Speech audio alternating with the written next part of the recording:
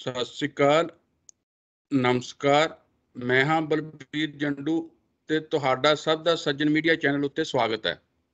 ਅਕਾਲੀ ਰਾਜਨੀਤੀ ਤੇ ਸਿੱਖ ਰਾਜਨੀਤੀ, ਜਿਸ ਨੇ ਆਜ਼ਾਦੀ ਦੇ ਅੰਦੋਲਨ 'ਚ ਬਹੁਤ ਅਹਿਮ ਭੂਮਿਕਾ ਨਿਭਾਈ ਤੇ ਉਸ ਤੋਂ ਬਾਅਦ ਜਦੋਂ ਵੰਡ ਹੋ ਜਾਂਦੀ ਹੈ ਦੇਸ਼ ਦੀ ਤੇ ਭਾਰਤ ਆਜ਼ਾਦ ਹੋ ਜਾਂਦਾ ਤਾਂ ਉਸ ਤੋਂ ਅੱਗੇ ਆਣ ਕੇ ਅਕਾਲੀ ਦਲ ਨੇ ਬਕਾਇਦਾ ਪੰਜਾਬੀ ਸੂਬੇ ਲਈ ਮੋਰਚਾ ਲਾਇਆ।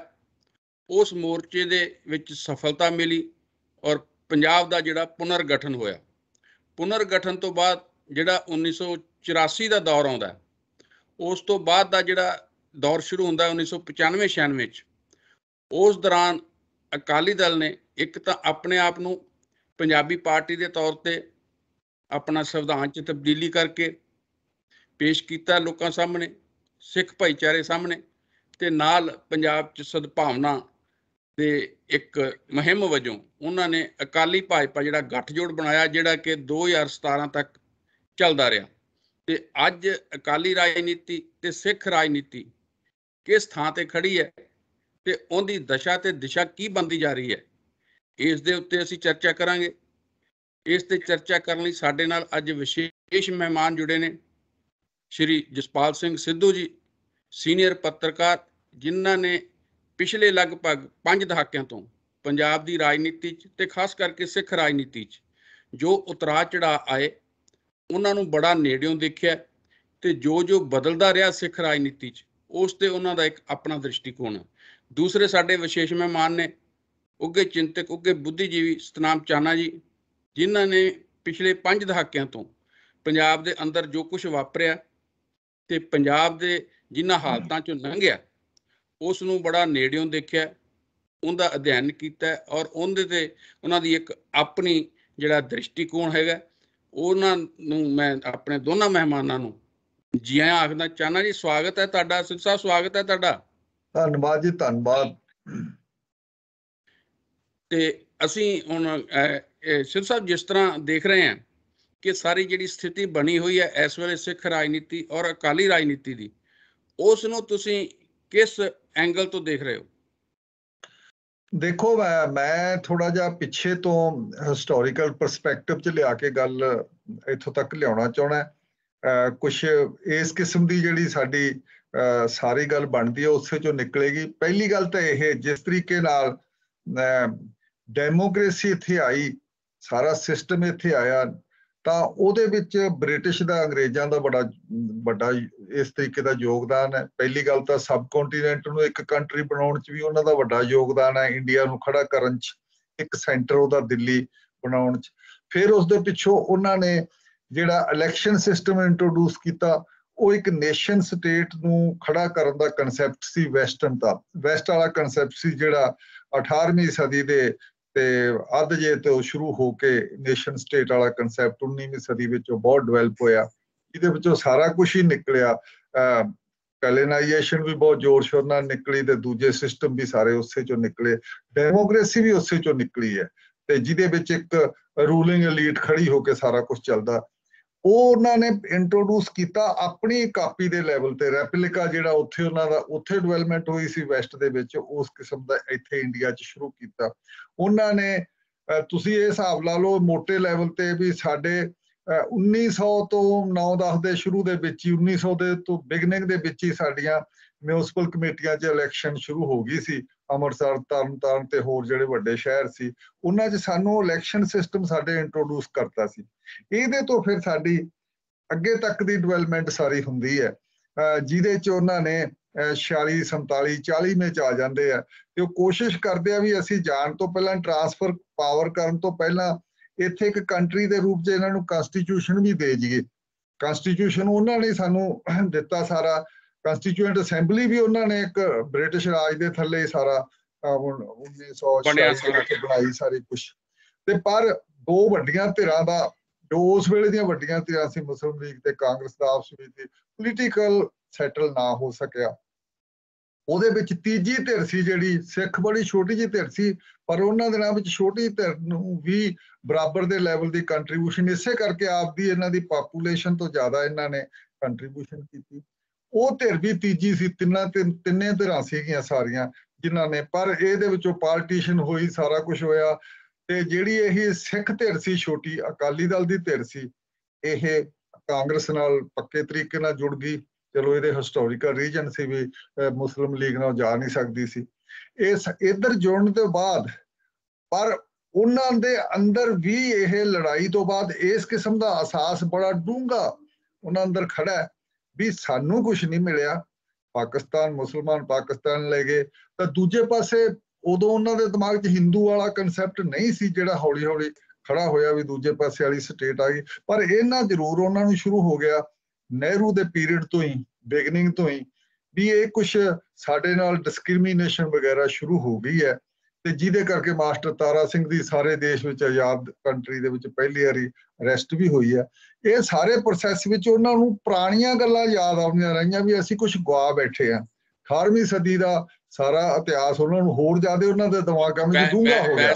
ਵੈਸੇ ਸਿੱਧੂ ਸਾਹਿਬ, ਜਿੰਨੀਆਂ ਵੀ ਖੇਤਰੀ ਪਾਰਟੀਆਂ ਸੀ ਉਦੋਂ ਜਿਹੜੇ ਸੀਗੇ, ਸ਼ੇਖ ਅਬਦੁੱਲਾ ਦੀ ਵੀ ਗ੍ਰਿਫਤਾਰੀ ਤਾਂ ਹੋਈ ਨਾ, ਉਸੇ ਸਮੇਂ ਦੌਰਾਨ ਹੁੰਦੀ ਹੈ। ਹਾਂ, ਨਹੀਂ, ਪਹਿਲੀ ਗੱਲ ਤਾਂ ਇਹ ਵੀ ਇਹ ਬੜੀ ਵੱਡੀਆਂ ਸੰਭਾਵਨਾਵਾਂ ਬਣਦੀਆਂ ਸੀ ਵੀ ਕੁਛ ਸੈਂਟਰਲ ਪੰਜਾਬ ਨੂੰ ਇਕੱਠਾ ਜਿਹਾ ਕਰਕੇ ਉੱਥੇ ਅਕਾਲੀ ਦਲ ਦਾ ਕੁਛ ਨਾ ਕੁਛ, ਜਿਸ ਕਿਸਮ ਦਾ ਪੰਜਾਬੀ ਕਲਚਰ ਹੈ ਤੇ ਹੋਰ ਦੂਜੇ ਕਲਚਰ ਹੈ, ਸਾਰਾ ਉਸਦੇ ਗੁਰਮੁਖੀ ਐਰਾ ਵਗੈਰਾ ਪ੍ਰਫੁੱਲਤ ਹੋਣ ਦਾ ਸਾਰਾ ਚਾਂਸ ਬਣਾਇਆ ਜਾਵੇ। ਇਹਦੇ ਤੇ ਕਾਫੀ ਸੰਭਾਵਨਾਵਾਂ ਸੀ, ਨਹੀਂ ਲਾਸਟ ਤੇ ਬਣ ਸਕੀਆਂ, ਉਹ ਵੱਖਰੀ ਗੱਲ ਹੈ। ਪਰ ਇਹ ਸਾਰੀਆਂ ਸੰਭਾਵਨਾਵਾਂ ਦੇ ਟੁੱਟਣ ਨਾਲ ਜਿਉਂ-ਜਿਉਂ ਦਿੱਲੀ ਦੇ ਨਾਲ ਉਦੋਂ ਨਹਿਰੂ ਏਰਾ ਦੇ ਵਿੱਚ ਥੋੜਾ ਜਿਹਾ ਡਿਫਰੈਂਸ ਪੈਂਦਾ ਰਿਹਾ, ਜਾਂ ਉਹਨਾਂ ਨੇ ਅਕਮੋਡੇਟ ਨਹੀਂ ਕੀਤਾ। ਵੇਖੋ, ਨੇਸ਼ਨ ਸਟੇਟ ਜਦੋਂ ਆਜ਼ਾਦ ਹੁੰਦੀ ਹੈ, ਜੇ ਵੈਸਟਰਨ ਕਨਸੈਪਟ ਦੇ ਮੁਤਾਬਕ ਬਣਾਉਣਾ ਹੈ ਤਾਂ ਉਹਦੇ ਵਿੱਚ ਦੇਸ਼ ਨੂੰ ਇੱਕ ਬਣਾਉਣਾ ਪਊ। ਨਹਿਰੂ ਪੀਰੀਅਡ ਦੇ ਵਿੱਚ ਤਾਂ ਬਹੁਤ ਜ਼ਿਆਦਾ ਇਹੀ ਫਿਕਰ ਲੱਗਿਆ ਸੀ ਵੀ ਐਡਾ ਵੱਡਾ ਸਬ ਕੰਟੀਨੈਂਟ, ਇਸ ਨੂੰ ਇੱਕ ਦੇਸ਼ ਬਣਾਈਏ ਕਿਵੇਂ। ਇਹ ਪਾਕਿਸਤਾਨ ਛੋਟਾ ਸੀ, ਇੰਡੀਆ ਦਾ ਬਹੁਤ ਵੱਡਾ ਸੀ, ਸਬ ਕੰਟੀਨੈਂਟ ਸੀ, ਇਹਨੂੰ ਡਿਫਰੈਂਟ ਤਰ੍ਹਾਂ ਦੇ ਲੋਕ ਬੈਠੇ, ਇਹਨਾਂ ਨੂੰ ਇੱਕ ਕਿਵੇਂ ਰੱਖਿਆ ਜਾਵੇ। ਉਹਦੇ ਵਿੱਚ ਫਿਰ ਅਕਾਲੀਆਂ ਨੂੰ ਵੀ ਇੱਕ ਰੱਖਣ ਦੇ ਰੂਪ 'ਚ ਸਾਰਾ ਕੰਮ ਸ਼ੁਰੂ ਹੋਇਆ। ਇਹਨਾਂ ਨੇ ਜਦੋਂ ਸਾਰੀ ਗੱਲ ਮਿਸ ਹੋ ਕਰ ਲਈ ਸਾਰੀ, ਇਹਨਾਂ ਨੇ ਵੀ ਹੁਣ ਸਾਡਾ ਕੁਛ ਨਹੀਂ ਇੱਥੇ ਬਣ ਸਕਦਾ, ਫਿਰ ਇਹਨਾਂ ਨੇ ਪੰਜਾਬੀ ਸੂਬਾ ਆਪਣੀ ਪੋਲੀਟੀਕਲ ਸਪੇਸ ਬਣਾਉਣ ਲਈ ਇਹ ਸਾਰਾ ਸ਼ੁਰੂ ਕੀਤਾ ਸੀ। ਮਕਸਦ ਸਾਰਾ ਇਹੀ ਸੀ। ਜਦੋਂ ਕਿ ਅੰਬੇਦਕਰ ਨੇ ਕਿਹਾ ਵੀ ਭਾਈ ਹੁਣ ਤੁਸੀਂ ਕੁਛ ਨਹੀਂ ਕਰ ਸਕਦੇ ਤੇ ਹੁਣ ਤੁਸੀਂ ਪੰਜਾਬੀ ਸੂਬੇ ਵਾਲੀ ਰੀਆਰਗੇਨਾਈਜੇਸ਼ਨ ਹੋ ਰਹੀ ਹੈ, ਉਹਦੇ ਵਿੱਚ ਤੁਸੀਂ ਇੱਕ ਥਾਂ ਆਪਦਾ ਕੋਈ ਕੰਸੋਲੀਡੇਟ ਹੋਣ ਦੀ ਕੋਸ਼ਿਸ਼ ਕਰੋ ਤੇ ਹੋ ਜਾਓਗੇ। ਇਸੇ ਪਲਾਨ ਉੱਤੇ ਪੰਜਾਬੀ ਸੂਬਾ ਹੋਇਆ।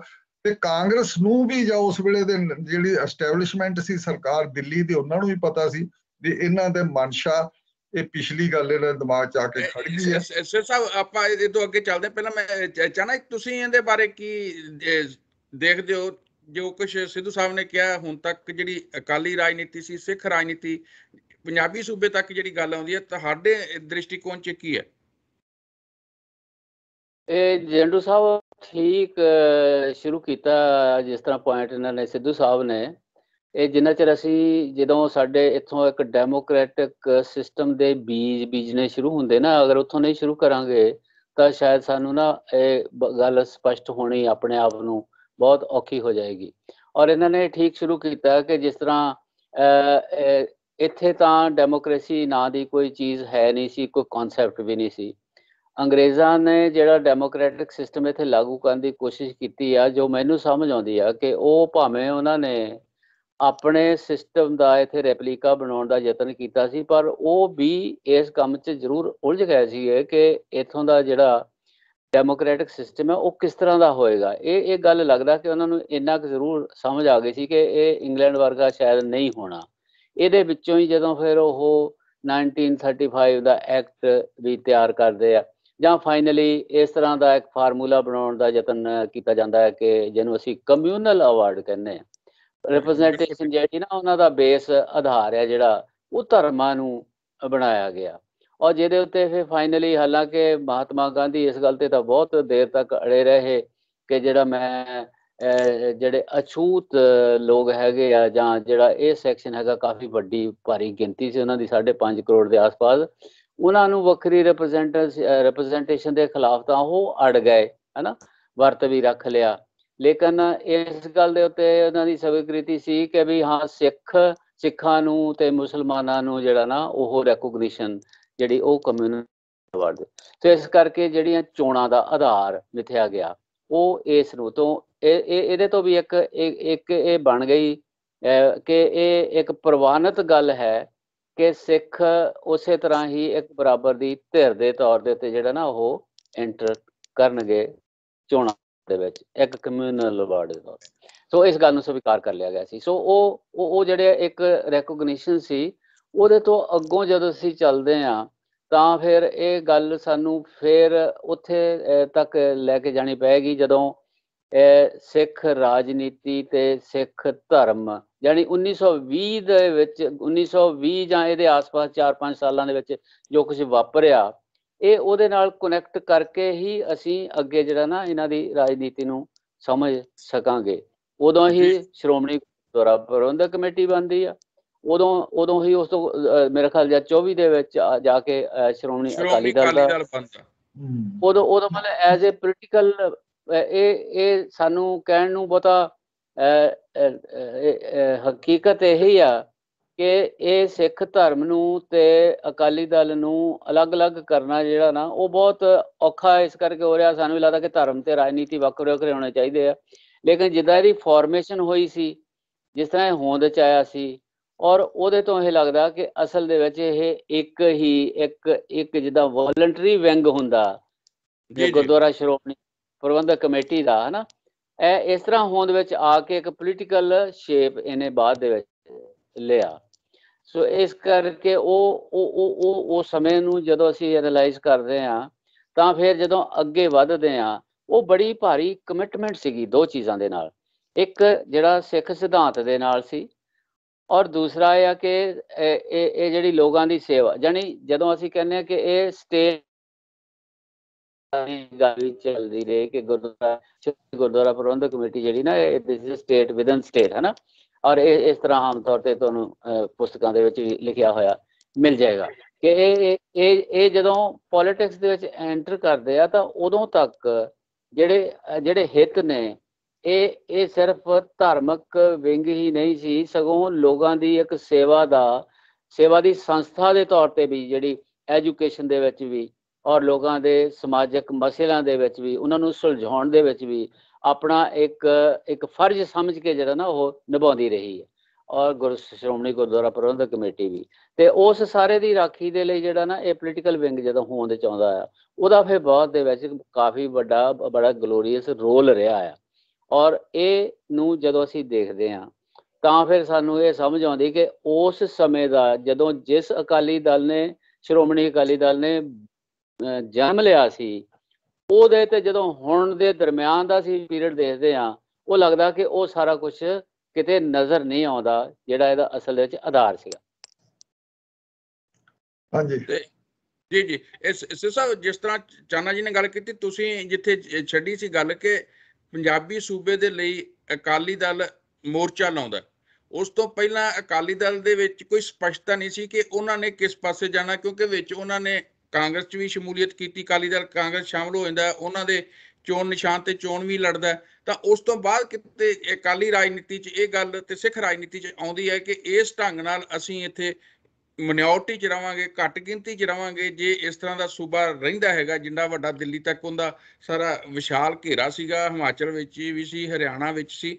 ਤਾਂ ਉਸ ਤੋਂ ਬਾਅਦ ਜਿਹੜੀ ਰਾਜਨੀਤੀ ਸ਼ੁਰੂ ਹੁੰਦੀ ਹੈ ਖਾਸ ਕਰਕੇ ਜਦੋਂ ਪੰਜਾਬੀ ਸੂਬਾ ਮੋਰਚਾ ਲੱਗਦਾ ਔਰ ਪੰਜਾਬੀ ਸੂਬਾ ਬਣ ਜਾਂਦਾ, ਤਾਂ ਉਸ ਤੋਂ ਅੱਗੇ ਕਿਸ ਤਰ੍ਹਾਂ ਦੀ ਸਥਿਤੀ ਵੱਖ-ਵੱਖ ਜਿਹੜੇ ਪੜਾਵਾਂ 'ਚੋਂ ਲੰਘੀ ਹੈ ਰਾਜਨੀਤੀ ਜਿਸ ਤਰ੍ਹਾਂ, ਤਾਂ ਉਸ ਨੂੰ ਤੁਸੀਂ ਕਿਵੇਂ ਉਹਦੇ ਅਰਥ ਲੈ ਰਹੇ ਹੋ? ਮੈਂ ਥੋੜਾ ਜਿਹਾ ਚਾਣਾ ਨੇ ਗੱਲ ਸਾਰੀ ਬਿਲਕੁਲ ਸੂਤਰਧਾਰ ਕਰਤੀ ਹੈ, ਪਰ ਮੈਂ ਇੱਕ ਗੱਲ ਐਡ ਕਰਨਾ ਚਾਹੁੰਦਾ ਵੀ ਇਹ ਟਾਸਕ ਫੋਰਸ ਸੀ SGPC ਦੀ, ਟਾਸਕ ਫੋਰਸ ਲੈਵਲ ਤੇ ਕੰਮ ਕਰਨ ਲਈ ਟਾਸਕ ਸੀ, ਪੋਲੀਟੀਕਲ ਟਾਸਕ ਇਹਨੂੰ ਦਿੰਦੇ ਸੀ ਮੋਬਿਲਾਈਜ਼ ਕਰਨ ਦਾ। ਉਦੋਂ ਅਕਾਲੀ ਦਲ ਪੈਦਾ ਹੋਇਆ ਸਾਰਾ, ਪਹਿਲਾਂ SGPC ਪੈਦਾ ਹੋਈ ਤੇ ਉਦੋਂ ਪਿੱਛੋਂ ਫਿਰ ਟਾਸਕ ਫੋਰਸ ਸੀ ਉਹਨਾਂ ਦੀ, ਇਹ ਉਸ ਲੈਵਲ ਤੇ ਹੋਈ, ਇਸ ਕਰਕੇ ਪੋਲੀਟੀਕਲ ਵਿੰਗ ਬਣ ਕੇ ਚੱਲਿਆ ਸਾਰਾ। ਉਦੋਂ ਪਿੱਛੋਂ 47 ਤੱਕ ਆਉਂਦੇ ਇਹਦੀ ਪੋਲੀਟੀਕਲ ਸਪੇਸ ਵੀ ਬਣ ਗਈ ਸੀ ਸਾਰੇ ਇੰਡੀਅਨ ਟੋਟਲ ਸਬ ਕੰਟੀਨੈਂਟ ਤੇ, ਜਿਹੜਾ ਪੋਲੀਟੀਕਲ ਫਰਮਾਮੈਂਟ ਹੈ, ਜਿਹੜਾ ਪੋਲੀਟੀਕਲ ਸਾਰਾ ਸਮਾਜ ਸੀਗਾ, ਸਾਰਾ ਸਿਸਟਮ, ਉਹਦੇ ਵਿੱਚ ਇਹਦੀ ਥਾਂ ਬਣ ਗਈ ਸੀ ਸਾਰੀ ਕਾਫੀ ਹੱਦ ਤੱਕ, ਕਿਉਂਕਿ ਇਹਨੇ ਕਈ ਇਹ ਲੜਾਈਆਂ ਲੜੀਆਂ, ਕੰਟਰੀਬਿਊਸ਼ਨ ਵੀ ਕੀਤੀ। ਅੰਗਰੇਜ਼ਾਂ ਨੇ ਬਕਾਇਦਾ ਇਹਨਾਂ ਨੂੰ ਦੋਨਾਂ ਗੋਲ ਕਾਨਫਰੰਸਾਂ ਵਿੱਚ ਸੱਦਿਆ, ਇਸ ਕਰਕੇ ਸਾਰਾ ਕੁਝ ਹੈ। ਇਹ ਫਿਰ ਇਹਨਾਂ ਦੀ ਇਹ ਗੱਲ ਚਾਹਣਾ ਜਿਹਦੀ ਮੈਂ ਗੱਲ ਨੂੰ ਹੋਰ ਥੋੜਾ ਜਿਹਾ ਇਸੇ ਚ ਸਪਲੀਮੈਂਟ ਕਰਨਾ ਚਾਹਣਾ, ਉਹਦੇ ਵਿੱਚ ਇਹਨਾਂ ਨੂੰ ਜਿਹੜਾ ਬਿਲਕੁਲ ਦੋਨਾਂ ਨੂੰ ਰਿਲੀਜੀਅਸ ਲੈਵਲ ਉੱਤੇ ਮੁਸਲਮਾਨਾਂ ਨੂੰ ਤੇ ਸਿੱਖਾਂ ਨੂੰ ਜਿਹੜਾ ਕਮਿਊਨਲ ਅਵਾਰਡ ਦਿੱਤੇ ਵੀ ਤੁਹਾਡੀ ਰਿਜ਼ਰਵੇਸ਼ਨ ਹੋਊਗੀ ਸੀਟਾਂ ਦੀ ਸਾਰੀਆਂ, ਇਹ ਰਹੀ ਹੈ। ਬੇਸ਼ੱਕ ਜਿਹੜੀਆਂ ਲਖਨਊ ਵਾਲਾ 1916 ਵਾਲਾ ਸੀ ਉਹਦੇ ਚ ਨਹੀਂ ਸੀ ਦਿੱਤਾ ਇਹਨਾਂ ਨੂੰ ਕੁਝ, ਉਦੋਂ ਪਿੱਛੋਂ ਦਿੰਦੇ ਰਹੇ ਆ ਬਕਾਇਦਾ ਲੈਵਲ ਤੇ ਸਾਰਾ ਕੁਝ, ਪਰ ਇਹਨਾਂ ਨੇ ਜਦੋਂ ਕਨਸਟੀਟਿਊਸ਼ਨ ਬਣਿਆ ਉਦੋਂ ਪਿੱਛੋਂ ਸਾਰਾ ਕੁਝ ਇਹਨਾਂ ਨੇ ਇੰਡੀਆ ਦੇ ਉੱਤੇ ਜੁੜ ਗਏ ਕਾਂਗਰਸ ਨਾਲ। ਕਾਂਗਰਸ ਦੇ ਜੁੜਨ ਦਾ ਮਤਲਬ ਅਸੀਂ ਐ ਨਾ ਕਹੀਏ ਵੀ ਅਕਾਲੀ ਦਲ ਪਾਸੇ ਹੋ ਗਿਆ, ਹਟ ਗਿਆ, ਉਹਨਾਂ ਦੋਨਾਂ 'ਚ ਕੋਈ ਨਾ ਕੋਈ ਕਸੂਰ ਦੋਨੋਂ ਸਾਈਡਾਂ ਤੇ ਸੀਗਾ। ਕਾਂਗਰਸ ਦਾ ਵੀ ਸੀ ਇਗਨੋਰ ਕਰਨ ਦੇ ਵਿੱਚ, ਸੀਟਾਂ ਨਹੀਂ ਦਿੱਤੀਆਂ ਜਿੰਨੀਆਂ ਰੱਖੀਆਂ ਸੀ, ਸਾਰਾ ਕੁਝ। ਇਹ ਵੱਡੇ ਲੜਾਈ 'ਚ ਆਪਾਂ ਨਹੀਂ ਜਾਂਦੇ। ਫੇਰ ਹੀ 52 ਦੀਆਂ ਚੋਣਾਂ 1952 ਦੀਆਂ 'ਚ ਇਕੱਠੀਆਂ ਲੜੀਆਂ, ਕਾਂਗਰਸ ਨਾਲ ਲੜੀਆਂ, ਤੇ ਫੇਰ 1956 ਤੱਕ ਨਾ ਰਹੇ ਤੇ ਫਿਰ ਬਾਅਦ ਹੋਏ, ਵਾਪਸ ਅਲੱਗ ਹੋਏ। ਉਦੋਂ ਪਿੱਛੋਂ ਕੀ ਹੋਇਆ ਵੀ ਇਹ ਜਿਹੜਾ ਆਪਸ ਵਿੱਚ ਦੀ ਰੂਲਿੰਗ ਕਾਂਗਰਸ ਨਾਲ ਇਹਨਾਂ ਦਾ ਵਿਰੋਧ ਹੁੰਦਾ ਰਿਹਾ ਸਾਰਾ। ਇਹ ਰੀਜਨਲ ਪਾਰਟੀ ਲੈਵਲ ਤੇ ਹੀ ਕੰਮ ਕਰਦੀ ਰਹੀ ਪੰਜਾਬ ਦੇ ਵਿੱਚ, ਇਹਦੇ 'ਚ ਉਦੋਂ ਇਹਦੇ 'ਚ ਕੋਈ ਸ਼ੱਕ ਨਹੀਂ ਸੀ ਸਾਰਾ।